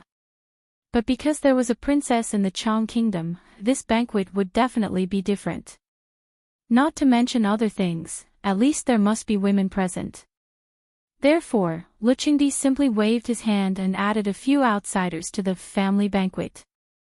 Since it was a family banquet, then, the concubines who held real power and the princes who had already been conferred the title of prince could not be left out. As for the officials, they had to be excluded. This arrangement seemed to be giving the former Wei Tian a lot of face. However, since it was a family banquet, it meant that they treated you as one of their family. How could one treat a family member the same as a guest? Obviously, it was absolutely impossible. The former was much more casual than the latter. Casual also meant that some things could not be fussed over. The three members of the former Wei's imperial family brought along their entourage of officials. The rest of the people were naturally very few. They first paid their respects to Lu Qingdi according to the rules. As for the Chang Kingdom, only 10 people entered the palace, and only 3 of them were qualified to stand in front of Lu Qingdi. Compared to the people from the former Wei, they were really a bit pitiful. However, the 3 people from the Chang Kingdom didn't have the slightest strange emotion. Although they were just hitching a ride at this banquet, for them, it could be considered as flattering. After the formal greeting, they naturally prepared a string instrument as well. Lu Qingdi personally brought them over. These envoys saw that many people were already present and knew their identity from their clothes. Moreover, there were basically women beside them. The officials wouldn't bring women to the reception banquet of other countries' envoys. They were puzzled and looked at each other in confusion. In the end, they didn't ask and didn't mention it. However, seeing that there were women present, Princess Yi Ning's heart calmed down a lot. She was originally worried about what would happen in the end. If it was better, they might arrange for someone else to receive her, or the concubines, or other princesses. She didn't want to face a bad situation. It was probably that she, a woman, was mixed in with a group of men. At that time, she would be as conspicuous as possible. Even if she was used to being surrounded by stars, it was only in a group of people who were lower in status than her or in the palace. The emperor of a country that was on the same level as the former Wei, a group of princes, Wang, and officials who held great power would no longer flatter and fawn on her. Instead, they would size her up and even have deep malice. Just thinking about that atmosphere made her afraid. Fortunately, she suddenly felt a trace of gratitude to Lu Qingdi who made such an arrangement. After greeting each other, they all sat down. The others basically sat in pairs. Only Princess Yi Ning sat alone. To be honest, the former Wei had praised Princess Yi Ning very highly in the beginning. Now, Qi Yuan's behavior was simply not inferior. Other than being considerate, it seemed that they did everything for Princess Yi Ning. However, this kind of thing, no one dared to ask about it. On the other hand, the first prince of Qi Yuan wanted to say something a few times. Perhaps he wanted to say something serious, but he was blocked by Lu Qingdi every time. Lu Qingdi smiled kindly and seemed to be genuinely happy. He said bluntly that now, he just wanted to eat, drink, enjoy the dance and listen to music. He didn't want to talk about anything else. In this way, the first prince of Wei couldn't do anything. After all, Lu Qingdi was the emperor. He was at the same level as his father. If he didn't say anything, he couldn't even say anything. As a guest, it was definitely not a wise move to make the emperor unhappy. As for the fifth prince of Wei, his injuries were definitely not light. In fact, it was not suitable for him to attend. With the medical records of Qi Yuan's imperial doctors, Lu Qingdi wouldn't have any objections even if he didn't attend. However, he insisted on attending and even pretended that nothing had happened. If it weren't for the bruises on his face, one wouldn't be able to tell that he had been severely beaten up yesterday. However, He Zhihai didn't specifically hit his face. Otherwise, even if he wanted to come out today, he definitely wouldn't be able to do it. The first prince of Wei was originally prepared for his fifth brother to rest at the post house. However, when he went out, the other party was already waiting for him. The other party said a few words of concern and said that he didn't need to force himself to go. The emperor of Qi Yuan was not an unreasonable person. However, his fifth brother not only didn't appreciate the kindness, but also mocked and ridiculed him. The first prince of Wei was almost angered to death. It should be known that once this person showed up, some things were hard to say. He didn't know why the other party went crazy, but he couldn't do anything to him. What was the fifth prince of Wei crazy about? He didn't care before, but now he was a person who was going to do great things. He had to be exposed to more things and see more things. Moreover, he naturally couldn't let his good brother monopolize the limelight. Therefore, his performance was actually a bit more active than the former Grand Prince of Wei. If he wasn't toasting a cup of wine with Lu Qingdi, then he was pulling Prince Qiyuan who was opposite to him to chat for a bit. It seemed that he had a sense of propriety and was just right. After seeing how arrogant he was yesterday and seeing how he was now, to be honest, some people really wondered if the fifth prince had a twin brother who looked exactly the same. The fifth prince had changed his unruly clothes, and his temperament was much more restrained. He was a little forthright, but he controlled it so that people wouldn't dislike him. On the contrary, people might even like his true nature. Even Lu Qingdi's expression was a little strange. He originally wanted to completely blame yesterday's incident on the fifth prince, but now it seemed that he couldn't bear to do so. Moreover, Lu Qingdi said a few words of concern in advance about the matter that he didn't want to mention. The first prince of Wei's heart was in his mouth. Just as he was about to speak up for his stupid brother, the other party beat him to it. "Thank you, Your Majesty of Qi Yuan, for your concern. I'm fine. Speaking of which, yesterday's incident was also a misunderstanding. I've always respected brave warriors. Yesterday, I was itching to fight, so I made a move. Later, I found out that he was the son of General He. I've been friends with this person for a long time, but I didn't expect to meet him under such circumstances. The first Prince of Wei's face immediately darkened.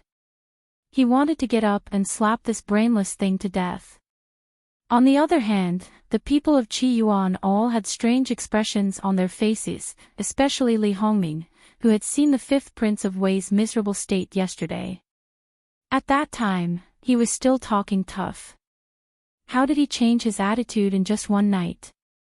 Moreover, based on the relationship between the first Prince of Wei and Qi Yuan, it was strange for him to say such words. However, this was a good thing for Qi Yuan. After all, the fifth prince was seriously injured in their territory. No matter how they quibbled, they couldn't change this fact. There was no benefit in biting the fifth Prince of Wei. Since the victim didn't say anything, they could only be a little more magnanimous. So that's how it is. Speaking of He Zhihai, this boy has never returned to the capital before. This time, he just happened to come back. Maybe it's your fate. When the fifth prince is in Qiyuan, you might as well exchange some pointers with him. After all, it's a rare opportunity. Lu Qingdi laughed. Learn from him. The fifth Prince of Wei's chest and abdomen couldn't stop throbbing. If this happened 2 more times, he might lose his life. His face was a little stiff. He braced himself and said, if there's a chance. He wouldn't let this happen again. The first Prince of Wei's face darkened. He didn't say anything else. Everything was messed up by this idiot. In fact, the first Prince of Wei couldn't figure out what this idiot was trying to do. It was fine if he didn't know the severity of his actions when he was in Dawei, but he still acted like this in such an occasion. If he really didn't know anything, putting aside the true relationship between Dawei and Qi Yuan, his performance was impeccable. Even the first Prince of Wei would be amazed. Therefore, it was definitely not that he didn't know anything. However, the first Prince of Wei really couldn't figure out what he was trying to do. What was the fifth Prince of Wei trying to do? The first prince would never have thought that he had such a huge ambition that he shouldn't have. He wanted a position that he had never thought of before. Therefore, a matter that could cause a lot of problems came to an end. It was really unexpected. Quite some time had passed, but a certain seat in Qi Yuan was still empty. You're tuning into the LoveLore Library YouTube channel. We're so grateful for your support, and don't forget to subscribe to join us on this incredible journey through captivating stories. Your generosity through donations truly makes a world of difference, as it's the primary source of revenue that allows me to expand and enhance this channel for you. Thank you from the bottom of my heart for being a part of this adventure.